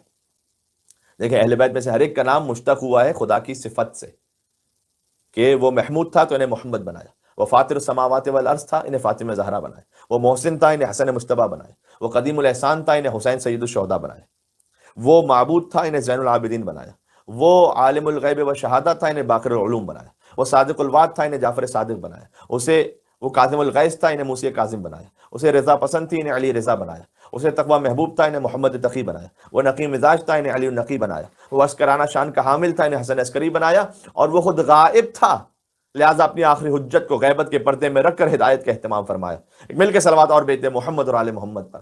اللہم صل علی محمد و آل محمد وعجل فرجہ. بات ہو رہی. لیکن غور کیجئے گا خدا کی صفات سے ایکسٹریکٹ ہوئے اہل بیت علیہ السلام کے نام نہ، لیکن کہیں نہ کہیں کوئی فارمیشن میں چینج ہے. مثلا وہ محمود ہے، یہ محمد ہے. تھوڑا سا ایک فرق ہو گیا نا. محمود وہ کہ جس کی تعریف کی جائے، محمد وہ جس کی بے انتہا تعریف کی جائے. اللہ نے اپنے لیے محمود کا لفظ رکھا ہے، حضور کے لیے محمد کا لفظ رکھا ہے. کیوں؟ اس لیے کہ ساری کائنات مل کر خدا کی تعریف کرے تو وہ محمود بنتا ہے، اور وہ تنہا اپنے حبیب کی تعریف کریں تو یہ محمد بنتے ہیں. اللہم صلی علی محمد و آل محمد. اسی طریقے سے محسن اس میں فاعل ہے، اس سے جو ایکسٹریکٹ ہوا ہے امام حسن علیہ السلام کا نام وہ ہے صفت مشبہ. تو عربک گرامر کی ٹرمنالوجیز ہیں، میں بہت زیادہ الجھانا نہیں چاہتا، لیکن کچھ نہ کچھ فرق ہو گیا، محمود سے محمد، فاطر سے فاطمہ، محسن سے حسن، قدیم الاحسان سے حسین. لیکن جب میرے مولا علی علیہ السلام کی بات آئی تو اللہ رب العزت العلی العظیم ہے خالق ہوتے ہوئے، اور اللہ نے اپنا نام مخلوق ہوتے ہوئے علی ابن ابی طالب کے حوالے کیا گیا. وہ العلی العظیم، یہ بھی علی حیدر کرار. فرق یہ کہ وہ خالق ہے یا مخلوق ہے. سبحان اللہ سبحان اللہ سبحان اللہ. بس عزیزوں، نبی تھے علی کو ولی کہنے والے، اور ولی بن گئے یا علی کہنے والے. تو علی کی بادشاہی ہے، علی اسم الہی ہے، علی نے سر حق کھولا، علی مولا علی مولا. اور آہستہ آہستہ بات کو آگے بڑھا رہا ہوں کہ جناب بابا ذہین تاجی صاحب نے، انہوں نے آخر میں کہا کہ مست مولا نے شراب عشق مولا میں غم کونین کو گھولا، علی مولا علی مولا. یعنی کیا؟ یعنی کہ ہمارے تمام غم دور ہو جاتے ہیں. آپ کو محسوس ہو کہ مولانا صاحب آپ اپنے موضوع کے حوالے سے کوئی بات آپ نے نہیں کی، تو میں یہ عرض کرنا چاہتا ہوں. ذہین مست مولا نے شراب عشق مولا میں غم کونین کو گھولا، علی مولا علی مولا. ہمارے تمام غم، دل کے دکھ ختم ہو جاتے ہیں، ہم مولا کے غم کو منا لیتے ہیں. How to achieve tranquility of the heart, ایک طریقہ یہ ہے، سب سے سادہ، آسان اور مؤثر طریقہ. امام حسین السلام کے غم میں گریہ کیجیے، آپ کا دل ہلکا ہوگا. یاد رکھیے گا یہ صفت اللہ نے یا تو والدین کے لیے رکھی ہے کہ آپ ان سے بات چیت کر لیجئے. دیکھیں والدین کا کتنا بڑا مقام ہے کہ آپ ان سے بات چیت کر لیجئے، گلے لگ جائیے، فقط ایسا لگتا ہے دل ہلکا ہو گیا، ہے نا، ایک مضبوط سہارا مل گیا. چاہے وہ بظاہر کچھ بھی نہ کر پائے، لیکن ہمارا دل ہلکا ہو جاتا ہے، مضبوط سہارا میں مل جاتا ہے، سارے غم دور ہو جاتے ہیں. اس لیے جب کسی کے والدین گزر جاتے ہیں تو اس کو ایسا لگتا ہے کہ جیسے بالکل بے سہارا ہو گیا، اگرچہ کہ بہت ایجڈ ہو. یعنی آپ نے بھی دیکھا ہوگا، ہم نے بھی دیکھا ہے کہ 80 برس کے، 85 90 برس کے والدین ہو گئے، ان کی اولاد وہ خود اب دادا اور نانا یا دادی اور نانی بن چکی ہیں. جب 90 برس کے والدین کی بھی اگر ڈیتھ ہو، ماں کی بالخصوص، تو وہ کہ جو خود 70 برس کے ہو گئے، وہ بلک بلک کر رو رہے ہوتے ہیں. کیوں؟ وہ فقط چاہے بستر پر ہی رہتے تھے ہمارے ماں باپ، لیکن سہارا تھے. بہت ضعیف بھی ہو لیکن ان کا وجود رحمت ہوتا ہے. تو کسی نے ایک بار کہا تھا کہ گھر کی اس بار مکمل میں تلاشی لوں گا، غم چھپا کر میرے ماں باپ کہاں رکھتے تھے. ہوتا نا کہ جیسے ماں باپ گزر گئے ایسا لگتا ہے کہ بس ہر طرف سے غموں کا ایک پہاڑ ٹوٹ پڑا. گھر کی اس بار مکمل میں تلاشی لوں گا کہ غم چھپا کر میرے ماں باپ کہاں رکھتے تھے. جانتے ہیں کیا وہ کہاں رکھتے تھے؟ کسی نے جواباً 2 مصرے کہے تھے کہ تیرے ماں باپ تھے غمخوار حسین ابن علی. جن جن کے ماں باپ دنیا سے گزر گئے ان کی مغفرت کی دعا کرتے ہوئے میں جملوں کو پڑھ رہا ہوں. گھر کی اس بار مکمل میں تلاشی لوں گا، غم چھپا کر میرے ماں باپ کہاں رکھتے تھے. جواباً کسی نے کہا تیرے ماں باپ تھے غمخوار حسین ابن علی، اپنے ہر غم کو وہ اس غم میں چھپا رکھتے تھے. سبحان اللہ. اللہم صلی علی محمد وعلی محمد وعجل فرجہم. بس اپنے بچوں کو اس غم یعنی منتقل کر کے جائیں اچھی طرح سے. انہیں بتلائیے کہ بیٹا کچھ بھی ہو جائے لیکن غم امام حسین پہ کمپرومائز نہیں کرنا. اور یہ بھی یاد رکھیے گا کہ اپنے بچوں کو یہ بھی سکھلا کے جائیں کہ آپ شیعہ گھرانے میں پیدا ہو گئے، اس کا ہرگز یہ مطلب نہیں کہ آپ کو اعمال میں چھوٹ مل گئی. بالخصوص میری سادات گھرانوں سے گزارش ہے، اللہ نے آپ کو بڑا مقام عطا کیا ہے کہ آپ نسل سیدہ سلام اللہ علیہ سے، لیکن اس کا فرض بھی اسی نسبت سے. ہم بعض رسول کے بہت قریبی افراد کا ہم کیوں ان سے برات کا اظہار کرتے ہیں؟ اس لیے کہ نسبت کا پاس نہیں رکھا. تو ہم اپنے لیے کیوں نہیں سوچتے کہ اگر ہم نسبت کا پاس نہ رکھیں گے تو کیا ہوگا؟ مولانا رضا علیہ السلام کے ایک بھائی تھے جن کا نام ہے زید النار، ہے نا. شرع کے اتنے پابند نہیں تھے وہ، لیکن تھے امام رضا علیہ السلام کے بھائی، امام موسیٰ کاظم علیہ السلام کے بیٹے، سگی اولاد امام موسیٰ کاظم علیہ السلام کی. امام رضا علیہ السلام نے نصیحت بھی کی کہ یہ نہیں سمجھنا کہ تم موسیٰ ابن جعفر کے بیٹے ہو تو جنت کے بڑے درجوں میں آٹومیٹکلی پہنچ جاؤ گے. یہ عیون اخبار و رضا کی جلد نمبر 2 میں روایت موجود ہے. امام نے کہا کہ تم اگر یہ سمجھتے ہو کہ آل سیدہ پر جہنم کو حرام کر رکھا ہے، ذاک للحسن والحسین خاصہ، یہ حسن اور حسین کے لیے خاص طور پر مخصوص ہے. امام رضا علیہ السلام نے فرمایا. اللہ سبحانہ و تعالیٰ ظاہر ہے کہ ہر رزق دور رکھا گیا اہل بیت اطہار علیہ السلام سے. لیکن ان کنت ترى انک تعصی اللہ، لیکن امام نے زید النار سے اپنے بھائی سے کہا کہ اگر تم تو اللہ کی معصیت کرتے رہو پھر بھی بغیر حساب کے جنت چلے جاؤ.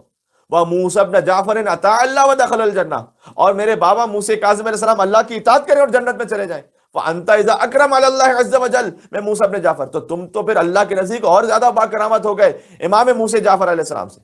میں امام کا کلام آپ کی خدمت میں کوٹ کر رہا ہوں، اس لیے کہ وہ تو اطاعت کرنے کے بعد جنت میں پہنچے اور تم معصیت پر معصیت کے بعد بغیر حساب کے چلے جاؤ جنت میں. امام نے سخت تنبیہ کی. دیکھیں یہاں پر کوئی رعایت نہیں ہے، جو امام کا کلام ہے مجھے پیش کرنا، کسی کو اچھا لگے برا لگے. واللہ ما ینال احد من عند اللہ، امام نے کہا کہ خدا کی قسم کوئی پہنچ نہیں سکتا اللہ کے قریب الا بطاعتی، مگر یہ کہ اللہ کی اطاعت سے. وزعمت انک تنال بمعصیت، اور تم یہ سمجھتے ہو کہ تم گناہ کر کے اللہ کے پاس پہنچو گے. فبئس ما زعمت، کتنا برا خیال کیا تم. ٹھیک ہے. اور یہاں جو اطاعت کی بات ہو رہی ہے کہ اللہ کی اطاعت کے ذریعے ہی سے اللہ کے قریب پہنچا جا سکتا ہے، تو بعض لوگ یہ سمجھتے ہیں کہ اطاعت کا مطلب ہم کہہ رہے ہیں فقط چند مخصوص عبادتیں. نہیں، دین چند مخصوص عبادتوں کا نام نہیں ہے، یہ 24/7 آپ کے لائف سٹائل کی بات کر رہا ہوں میں. اس میں آپ کا لباس بھی شامل ہے کہ آپ لباس کون سا پہنتے ہیں، اس میں آپ کی بات چیت شامل ہے، اس میں آپ کی خلوت شامل ہے، آپ کی جلوت شامل ہے، آپ کی خوشیاں، آپ کے غم، آپ کی نوکری، آپ کی تجارت، سب میں اہل بیت علیہ السلام حاکم ہونے چاہیے. یہ ہے دینداری. حضور نے اپنے اعلان نبوت سے پہلے اپنے آپ کو صادق اور امین کہلوایا تھا یا نہیں؟ کوئی ایسا محسوس ہوتا ہے کہ دینداری کی پری ریکویزٹ ہے صادق اور امین ہونا. انسان نمازی ہو، روزے دار ہو، لیکن دین کی روح نہیں ہے اس میں اگر صداقت اور امانت نہیں ہے. ہو سکتا ہے اگر میں کوئی اچھا سا خطیب ہوں، لیکن اگر خدا نہ خواستہ صداقت اور امانت نہیں ہے، میں خطیب تو ہوں لیکن دیندار نہیں ہوں. پھر جی، کسی سے کوئی تعارف نہیں ہے یہاں پر. اگر ٹروتھفلنس اور آنےسٹی نہیں ہے تو ابھی دین کا حقیقی مزہ چکا نہیں ہے. اور کم از کم اپنے آس پاس کے مومنین کا تم خیال کریں. اگر زیادہ مومنین تک نہ بھی پہنچ کے حلقہ احباب میں، لیکن کم از کم اللہ سبحانہ وتعالیٰ میں اتنی توفیق دے کہ ہم جو ہماری ایکسٹینڈڈ فیملی ہے، جو ہم اطراف کے لوگ ہیں، ان تک تو ان کے حقوق تو ادا کر سکیں. بعض لوگ کہتے ہیں کہ اب تو نیکی کا زمانہ ہی نہیں رہا. یاد رکھیے گا، یہ وہ لوگ کہتے ہیں جو نیکی کی جزا کو انسانوں سے ایکسپیکٹ کر رہے ہوتے ہیں. بہت غور کیجیے. آپ کہتے ہیں کہ بھائی کیا کریں یار، نیکی کا زمانہ ہی نہیں ہے، چھوڑ. یہ وہ کہتے ہیں کہ جو نیکی کی جزا کو کسی انسان سے توقع رکھتے ہیں. جو نیکی کی جزا کو اللہ سے چاہتے ہیں ان کے لیے ہر زمانہ ہی نیکی کا زمانہ ہوتا ہے. کوئی ایسا زمانہ نہیں جو نیکی کا نہیں. انسان شکریہ ادا نہ کرے تو کیا ہوا، اللہ سبحانہ وتعالیٰ جزا دے گا نا. ہاں البتہ جس کے ساتھ نیکی کی گئی ہے اس پر لازم ہے کہ من لم یشکر الناس لم یشکر اللہ. جو انسانوں کا شکر ادا نہیں کرتا وہ اللہ کا شکر ادا نہیں کر سکتا. یہ ہے روایت میں. تو اسے اپنے طور پر اس فرض کو پورا کرنا، لیکن جو نیکی کرنے والا ہے وہ کہ میں نے صرف اللہ کے لیے کیا، اس نے مجھے اپریشیٹ کیا تو کیا، نہیں کیا نہیں کیا، اللہ سبحانہ وتعالیٰ بہتر جانتا ہے. سبحان اللہ، سبحان اللہ. آج عزیزان گرامی جس شبیہ رسول کا ذکر ہے نا، وہ فقط صورت میں نہیں، وہ سیرت میں بھی شبیہ پیغمبر ہے. یا اللہ انک لعلی خلق عظیم. اللہ سبحانہ وتعالیٰ نے قرآن کریم میں اپنے حبیب کے لیے کہا ہے کہ آپ اخلاق میں عظیم ترین ہیں. لہذا شبیہ رسول شہزادہ علی اکبر علیہ السلام بھی اخلاق کے عظیم ترین رتبے پر تھے. یہ سیکھیے عزیزوں، صداقت و امانت و اخلاق یہ کربلا والوں سے سیکھیے. یہ باتیں سیکھنی ہے بالخصوص ہمارے یوتھ نے انشاءاللہ، کہ دنیا کی رنگینیاں میں دھوکہ نہ دے دیں. آؤ علی اکبر سے سیکھو. کیا سیکھے شہزادہ علی اکبر سے؟ میں منزل مسائب پر آؤں گا، لیکن پہلے یہ کچھ درس ہو جائے. کیا سیکھے شہزادہ علی اکبر سے؟ کرم نوازی سیکھیے. سبحان اللہ. باپ کا ادب سیکھیے. حجت خدا سے محبت کرنا سیکھیے. شہزادہ علی اکبر کی حسین سے محبت فقط بیٹا ہونے کی حیثیت میں نہیں ہے، کیونکہ حسین امام وقت ہے، اس حیثیت میں ہے. آپ جانتے اتنے کریم تھے شہزادہ علی اکبر کے عربوں میں رواج تھا کہ جس کے گھر آگ روشن دیکھتے تھے نا وہ، تو اس کے یہاں مہمان بن کر آ جاتے تھے، وہ خود بخود آ جاتے تھے مہمان بن کر. تو حضرت علی اکبر بھی ایک بلند مقام پر آگ روشن کرتے تھے تاکہ فقراء و مساکین علی اکبر کے دسترخوان پر آ کر سیر و سیراب ہو سکے. سبحان اللہ. اور اکبر کا کرم فقط دنیا میں نہیں ہے، آخرت میں شہزادے کا ایسا کرم ہوگا کہ آیت اللہ کوہستانی فرماتے ہیں کہ قیامت میں حسین کے علی اکبر اتنی شفاعت کریں گے، اتنی شفاعت کریں گے کہ مولا حسین کی شفاعت کی نوبت ہی نہیں آئے گی.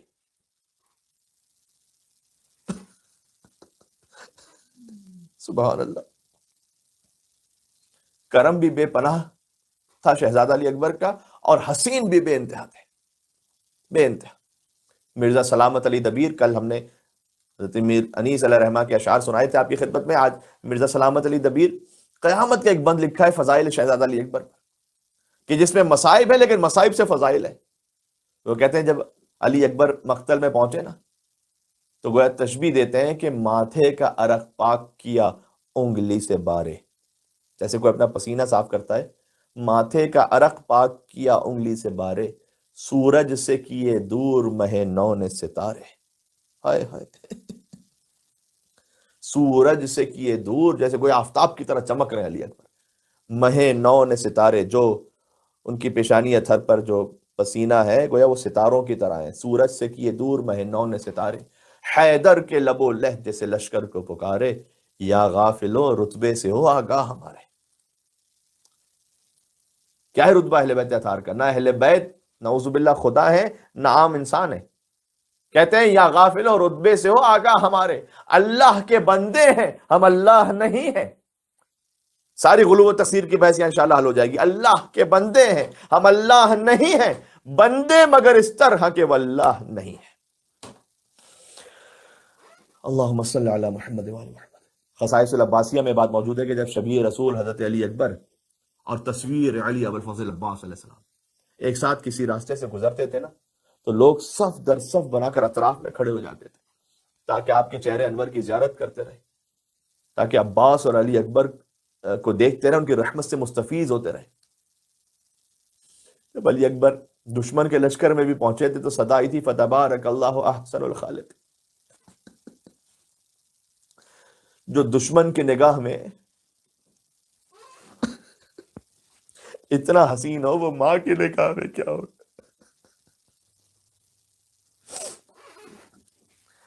عزیزوں، کوفہ اور شام کے بازاروں میں عورتیں شہزادہ علی اکبر کا سر دیکھ کر کہتی تھی خدا کرے اس کی ماں زندہ نہ ہو.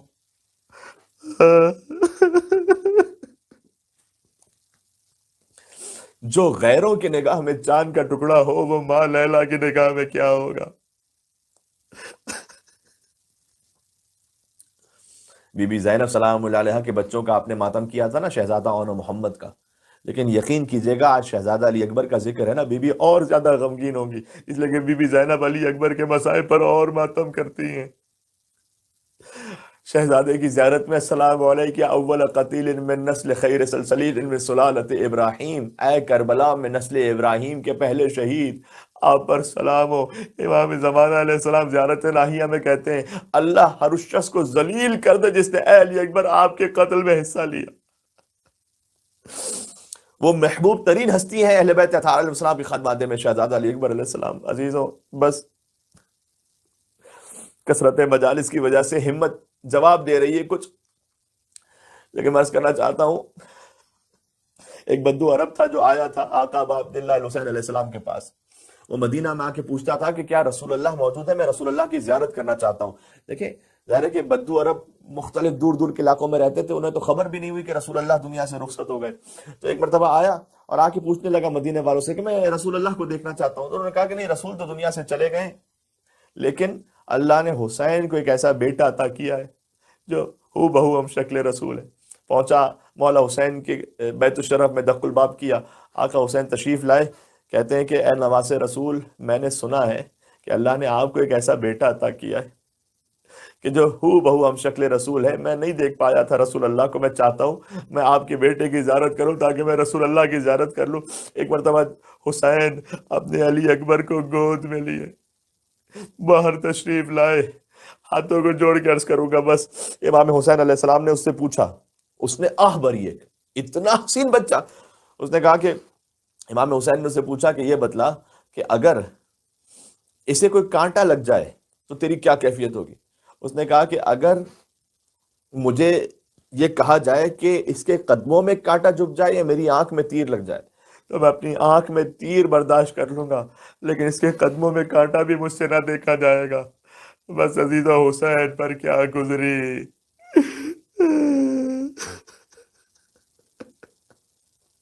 حسین نے کہا ایک وقت آئے گا کہ جب اس جوان کے کلیجے میں برچھی کا پھل لگے گا اس نے چیخ ماری، فریاد کرتے ہوئے غش کھا گیا، بے ہوش ہو گیا۔ میں کہوں گا اے بدو عرب، جو تم دیکھ نہ پائے، جو تم سن نہ پائے، کربلا میں حسین نے کیسے دیکھا، خیمے کے در سے زینب کبریٰ سلام اللہ علیہا نے کیسے دیکھا، کیا گزری۔ اللہ نے شہادت تو چھوڑیے، فقط رخصت شہزادہ علی اکبر کوئی صحیح طریقے سے محسوس کر لینا، یقین جانیے زندگی بھر روتا رہے گا۔ آئے شہزادہ علی اکبر اپنے بابا کے پاس، بس عزیزوں نہیں معلوم اگلے برس کون زندہ رہے گا، کسے پھر شہزادہ علی اکبر کا اس عشرے میں غم منانا نصیب ہو سکے گا یا نہیں ہو سکے گا۔ آئے اور آ کے کہتے ہیں کہ بابا مجھے اجازت دیجیے گا، استأذن اباہ فاذن اللہ، روایت میں ہے کہ جیسے ہی اجازت طلب کی فوراً حسین نے اجازت دی، لیکن بس اپنی ریش مبارک کو حسین نے پکڑ لیا، داڑھی کو پکڑ کے کہتے تھے اللہم اشہد علی ہؤلاء القوم قد برز الیہ غلام اشبہ الناس خلقا و خلقا و منطقا برسولک، پروردگار تو گواہ رہنا اب وہ جا رہا ہے کہ جو صورت و سیرت میں، رفتار و گفتار میں تیرے نبی کے مشابہ تھا۔ جب ہم تیرے نبی کی زیارت کرنا چاہتے تھے تو علی اکبر کو دیکھ لیتے تھے۔ اکبر جانے لگے نا جیسے ہی، تو حسین نے کہا کہ جاؤ بہنوں سے ودا ہو لو اور ماں سے ودا ہو لو۔ شہزادہ علی اکبر گئے، حضرت ام لیلہ سے جیسے مل کر آئے، کہ نہیں میں نے اس ماں سے نہیں جس ماں نے 18 برس تک تمہیں پالا۔ بی بی زینب سلام اللہ علیہا کے سامنے ادب سے بیٹھ گئے کہ ابو بھی اماں ایک سوال کرنا چاہتا ہوں، آپ کا مقام زیادہ بلند ہے یا دادی فاطمہ زہرا کا مقام بلند ہے؟ ایک مرتبہ بی بی اپنے مقام سے کھڑی ہو گئی، کہتی ہیں اکبر یہ کیسا سوال کر لیا، کہاں سیدۃ النساء العالمین، سیدہ سے بڑھ کر کوئی بیوی نہیں ہے، کہ بس پھر آج اپنے لال کو فاطمہ کے لال پر قربان کر دیجئے۔ بی بی نے کہا اے علی اکبر، اس انداز سے اجازت تم نے طلب کی، جاؤ ہم نے تمہیں نانا کے دین پر فدیہ کیا۔ بہنوں سے ودا ہوئے، علی اکبر خیام سے ایسے نکلے، کتابوں میں لکھا عزیزوں جیسے بھرے گھر سے کوئی جنازہ نکل رہا۔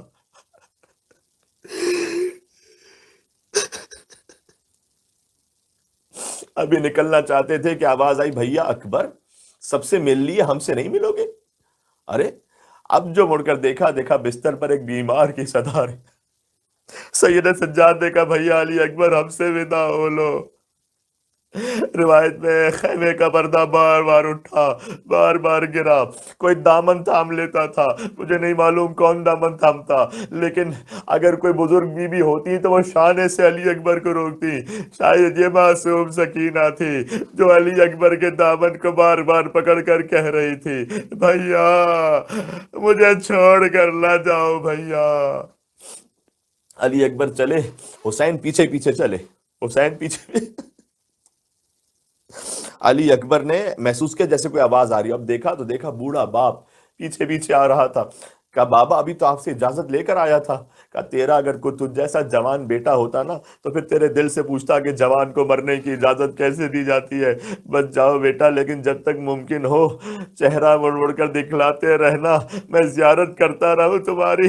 علی اکبر چلے، کان علی ابن الحسین ابن علی ونحن وبیت اللہ اولا بالنبی، خانہ کعبہ کی قسم ہم سے زیادہ کوئی نزدیک نہیں اس وقت محمد مصطفیٰ کے۔ ایک مرتبہ علی اکبر رجس پڑھتے جاتے ہیں اے شبس اے شمر پزاد، میں شمشیر سے ایسا حملہ کروں گا کہ شمشیر کی تاب ختم ہو جائے گی، ضرب غلام ہاشمی علوی، یہ ضرب حیدری ہوگی، یہ ضرب ہاشمی ہوگی، ولا ازال اليوم احمى ابی، اور آخری سانس تک میں اپنے بابا کی نصرت کرتا رہوں گا۔ تاللہ لا يحكم فينا ابن الدعی، تاکہ خدا کی قسم تم زنا زادوں کو میں اپنے انجام تک پہنچا دوں۔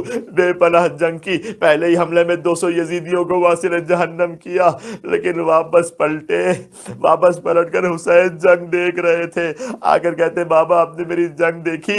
کہا بیٹا ایسا لگا جیسے خیبر میں حیدر کرار لڑ رہے ہوں، جیسے جعفر تیار لڑ رہے ہوں۔ کہا بابا العطش قد قتلنی، پیاس نے مار دیا ہے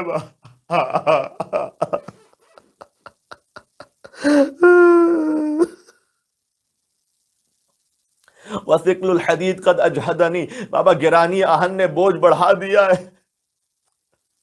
حسین نے اپنی زبان علی اکبر کے منہ، خدا کسی بوڑھے باپ پر یہ وقت نہ لائے، جوان بیٹا پانی مانگ رہا ہو، باپ کے پاس بظاہر پانی نہ ہو، یہ کیوں امام حسین نے اپنی زبان علی اکبر کے منہ میں دی؟ علماء کہتے ہیں کہ شاید وجہ یہ رہی ہو کہ ویسے معیوب ہے نا کہ ایک بوڑھا باپ اپنے جوان بیٹے کے لب کا بوسہ لے، لیکن حسین چاہتے تھے کہ میں اسی ذریعے، اسی وسیلے سے ایک آخری بار اپنے نانا رسول اللہ کے لبوں کا بوسہ لے لوں۔ میرے اکبر کے لب بالکل ہو لب رسول ہے۔ اکبر کو چوما، اکبر نے کہا بابا آپ تو مجھ سے بھی زیادہ پیاسے ہیں باپ۔ کہا جاؤ نانا رسول اللہ سیراب کریں گے۔ یہ جملہ کہہ کر حسین نے سمجھا دیا بیٹا نا پلٹ کر نا میرے لال بس اب جاؤ جاؤ تمہیں فدیہ کیا۔ ایک مرتبہ اکبر نے پھر سے حملہ کیا، 3 دن کے بھوکے بھی ہیں، 3 دن کے پیاسے بھی، کشتوں کے کشتے لگا دیے شہزادہ علی اکبر نے۔ حسین ابن نمیر ملعون نے اکبر کے سینے کا دور سے نشانہ لیا۔ اب جو نیزہ علی اکبر کے کلیجے میں لگا، برچھی کا ٹوٹا ہوا پھل سینے میں رہ گیا۔ علی اکبر زمین پر گرے، علیک منی السلام، بابا میرا آخری سلام۔ جب بھی کوئی شہید گرتا تھا کہتا تھا یا مولا ادرکنی، علی اکبر زمین پر آئے کہتے میرا آخری سلام۔ کہنا چاہتے تھے بابا صبح سے لاشیں اٹھا اٹھا کر تھک گئے ہو بابا، اب زحمت نہ کرنا، میرا آخری سلام قبول کرو۔ لیکن وہ حسین جو جون غلام حبشی کی لاشیں پر بھی گئے ہوں، اکبر کے لاشیں پہ کیسے نہ جاتے؟ حسین اٹھے، چلے، پھر گرے، پھر اٹھے، کبھی دائیں گرے، کبھی بائیں گرے، کہا ادعونی یا بنیا، اے میرے لال مجھے آواز دے، تیرے باپ کو کچھ نظر نہیں آ رہا۔ سلام اس حسین پر۔ حسین پہنچے، دیکھا جوان بیٹا ایڑیاں رگڑ رہا تھا، وہ کام جو جون کے ساتھ کیا وہ اکبر کے ساتھ، اے جون کیا معراج ادا کی تھی۔ یہ مساوات کا عالم ہے۔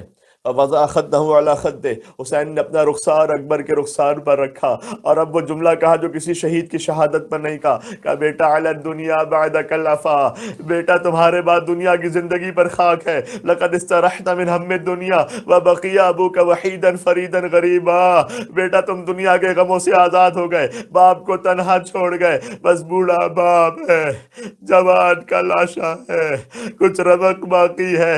حسین نے کہا بیٹا ذرا سینے سے ہاتھ ہٹا کر میری گردن پہ ڈال دینا تاکہ تمہارے ہاتھوں کے سہارے تمہیں خیمے میں لے کر چلو۔ اکبر نے ایک ہاتھ حسین کی گردن پہ ڈالا، دوسرا ہاتھ سینے سے نہیں ہٹایا۔ کہا بابا، کہا بیٹا یہ ہاتھ بھی سینے سے ہٹا لے، میری گردن میں ڈال دے۔ کہا بابا اس عمر میں آپ کو صدمہ دینا نہیں چاہتا بابا۔ حسین نے کہا نہیں بیٹا میں صابر باپ ہوں، ہاتھ ہٹا۔ اب جو ہاتھ ہٹا برچھی کا ٹوٹا ہوا پھل نظر آیا، اکبر کو زمین پر لٹایا، ایک ہاتھ برچھی کے پھل میں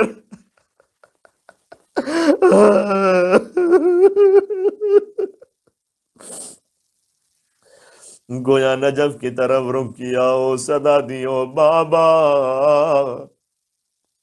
یا علی مدد۔ بابا خیبر فتح کرنا آسان ہے، جوان کے کلیجے سے برچھی کا پھل کھینچنا مشکل ہے۔ اب جو برچھی کھینچ رہے ہیں اکبر کا کلیجہ نکل رہا ہے، برچھی کلیجے میں پھنس رہی ہے۔ حسین کہتے ہیں بیٹا بے چین ہو تم، دل میرا گھبراتا ہے بیٹا، مر جاؤ کہ اب صبر میں فرق آتا ہے بیٹا۔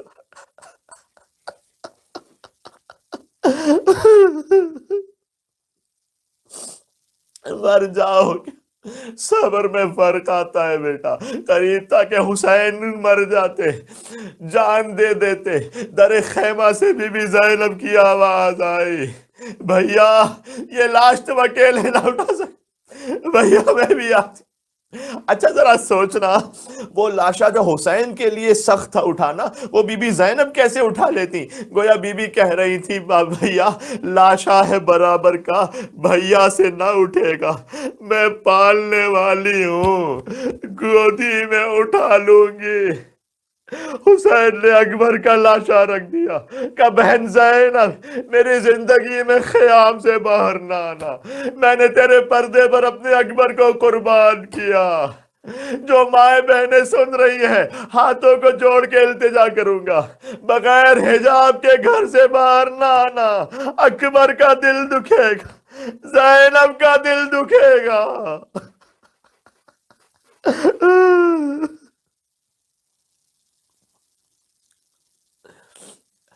حسین اکبر کا لاشا لے کر چلے، کچھ بنی ہاشم کے بچے باہر آئے خیام سے، حسین یا علی یا علی یا علی کہتے ہوئے خیام کی طرف چلے۔ میں نے ایک بزرگ عالم دین سے سنا ہے کہ شہزادہ علی اکبر کی ماں ام لیلہ وہ کبھی خیام کے ایک طرف سے ٹکراتی تھی، کبھی دوسری طرف گرتی تھی، کہتی تھی بیویو مجھے سنبھالو، میرا اکبر مار دیا گیا۔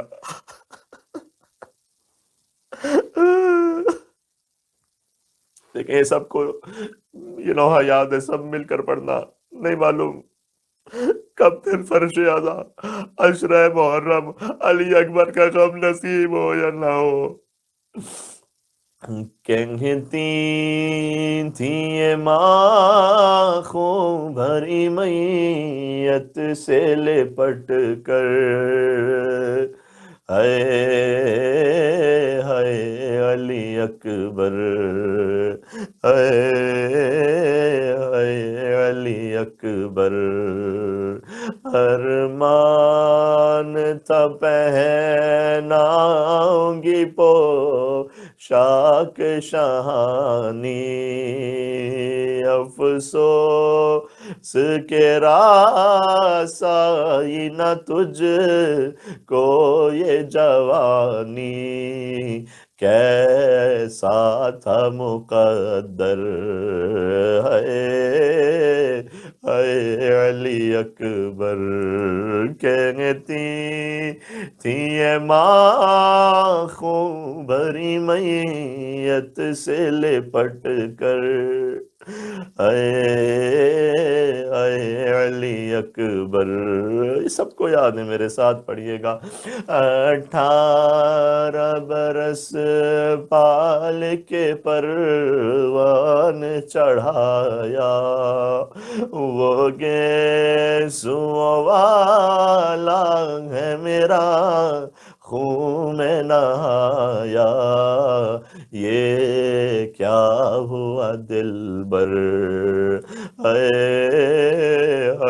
علی اکبر، ماں تیری جدائی میں بھلا کیسے جیے گی، مر جائے گی سغرا جو خبر تیری سنے گی، اب کیا کروں جی کر، اے علی اکبر۔ دو بند اور بس۔ کہتی تھی یہ ماں خوں بھری میت سے لپٹ کر، ہائے ہائے علی اکبر، پہلے تو ایک آواز پہ اٹھ جاتے تھے بیٹا،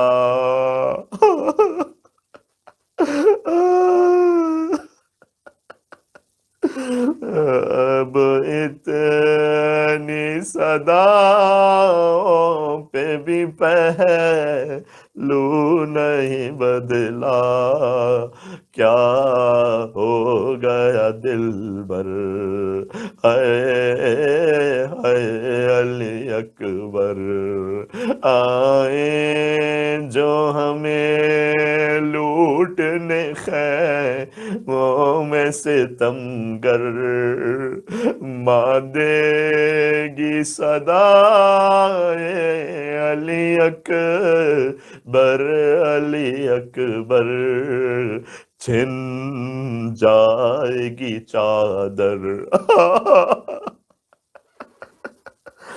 ہائے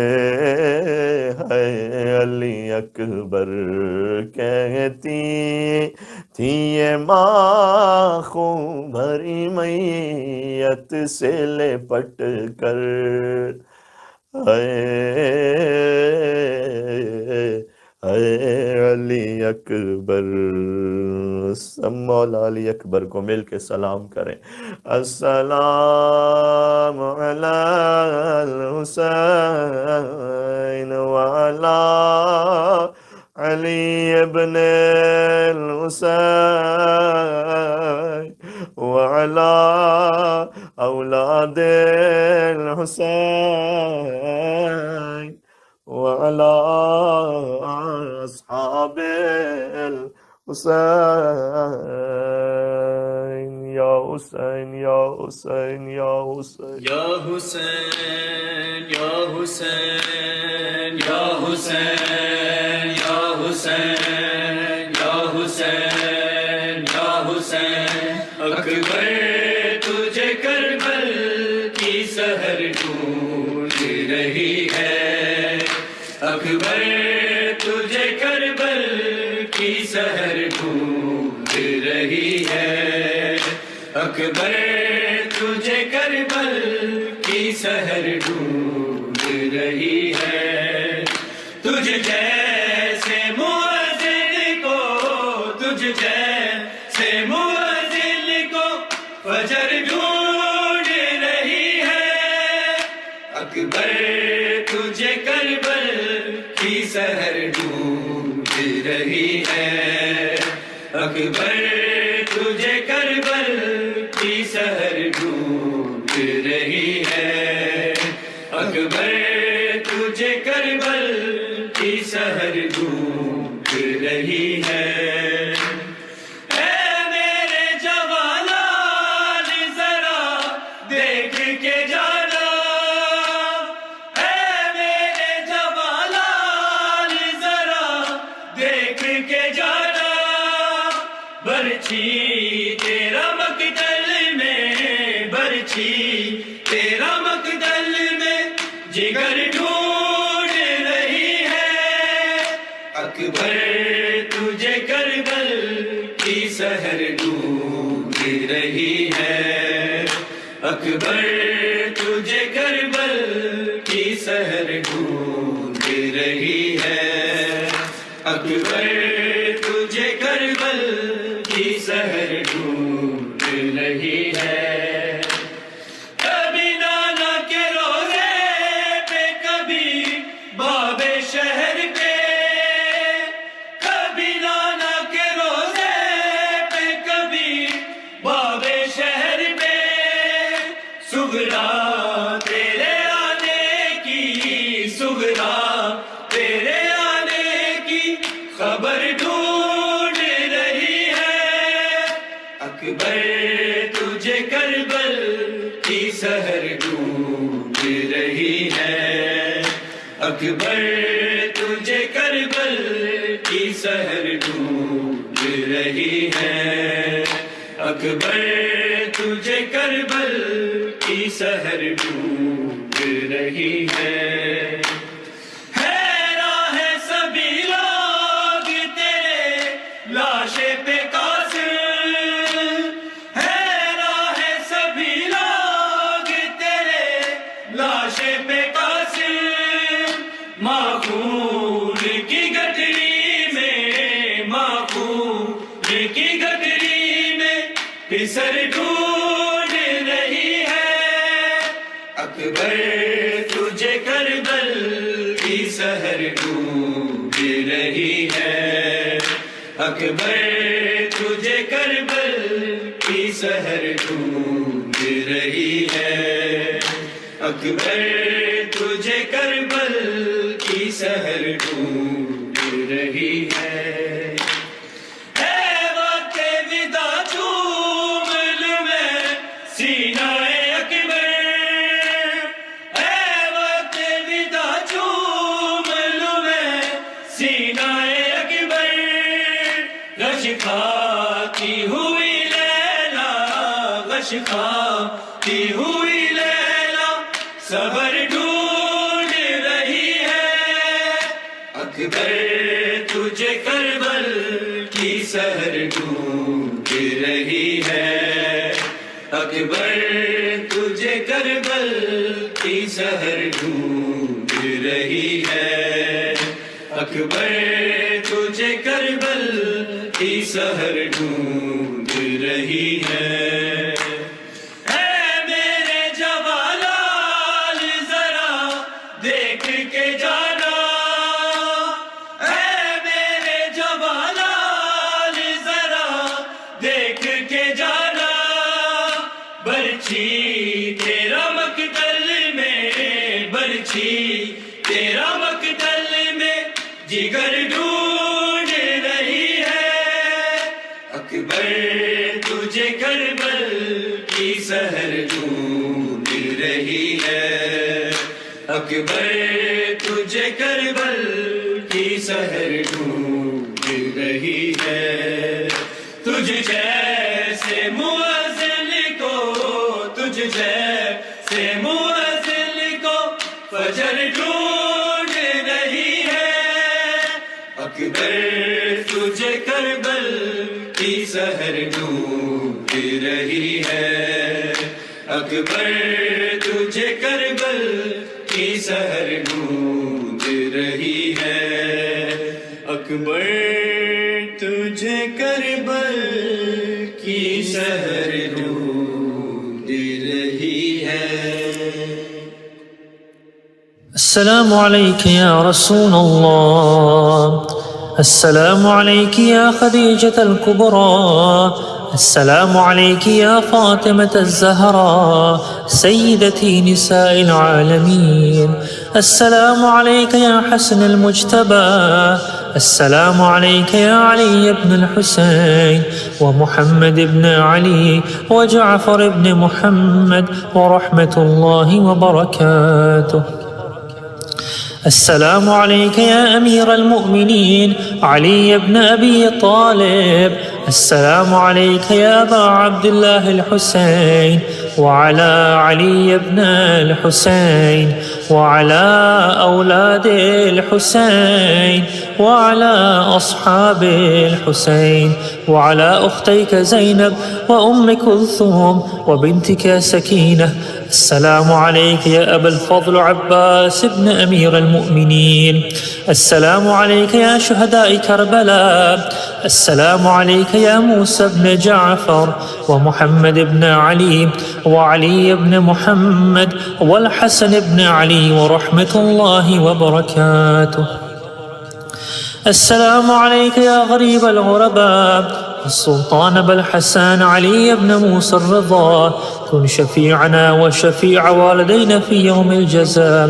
السلام عليك وعلى أختك فاطمة المعصومة ورحمة الله وبركاته. السلام عليك يا مولاي يا صاحب الزمان، السلام عليك يا شريك القرآن، السلام عليك يا كعبة الإيمان، السلام عليك يا إمامنا وإمام الإنس والجان، عجل الله فرجك وسهل الله مخرجك وظهورك ورحمة الله وبركاته.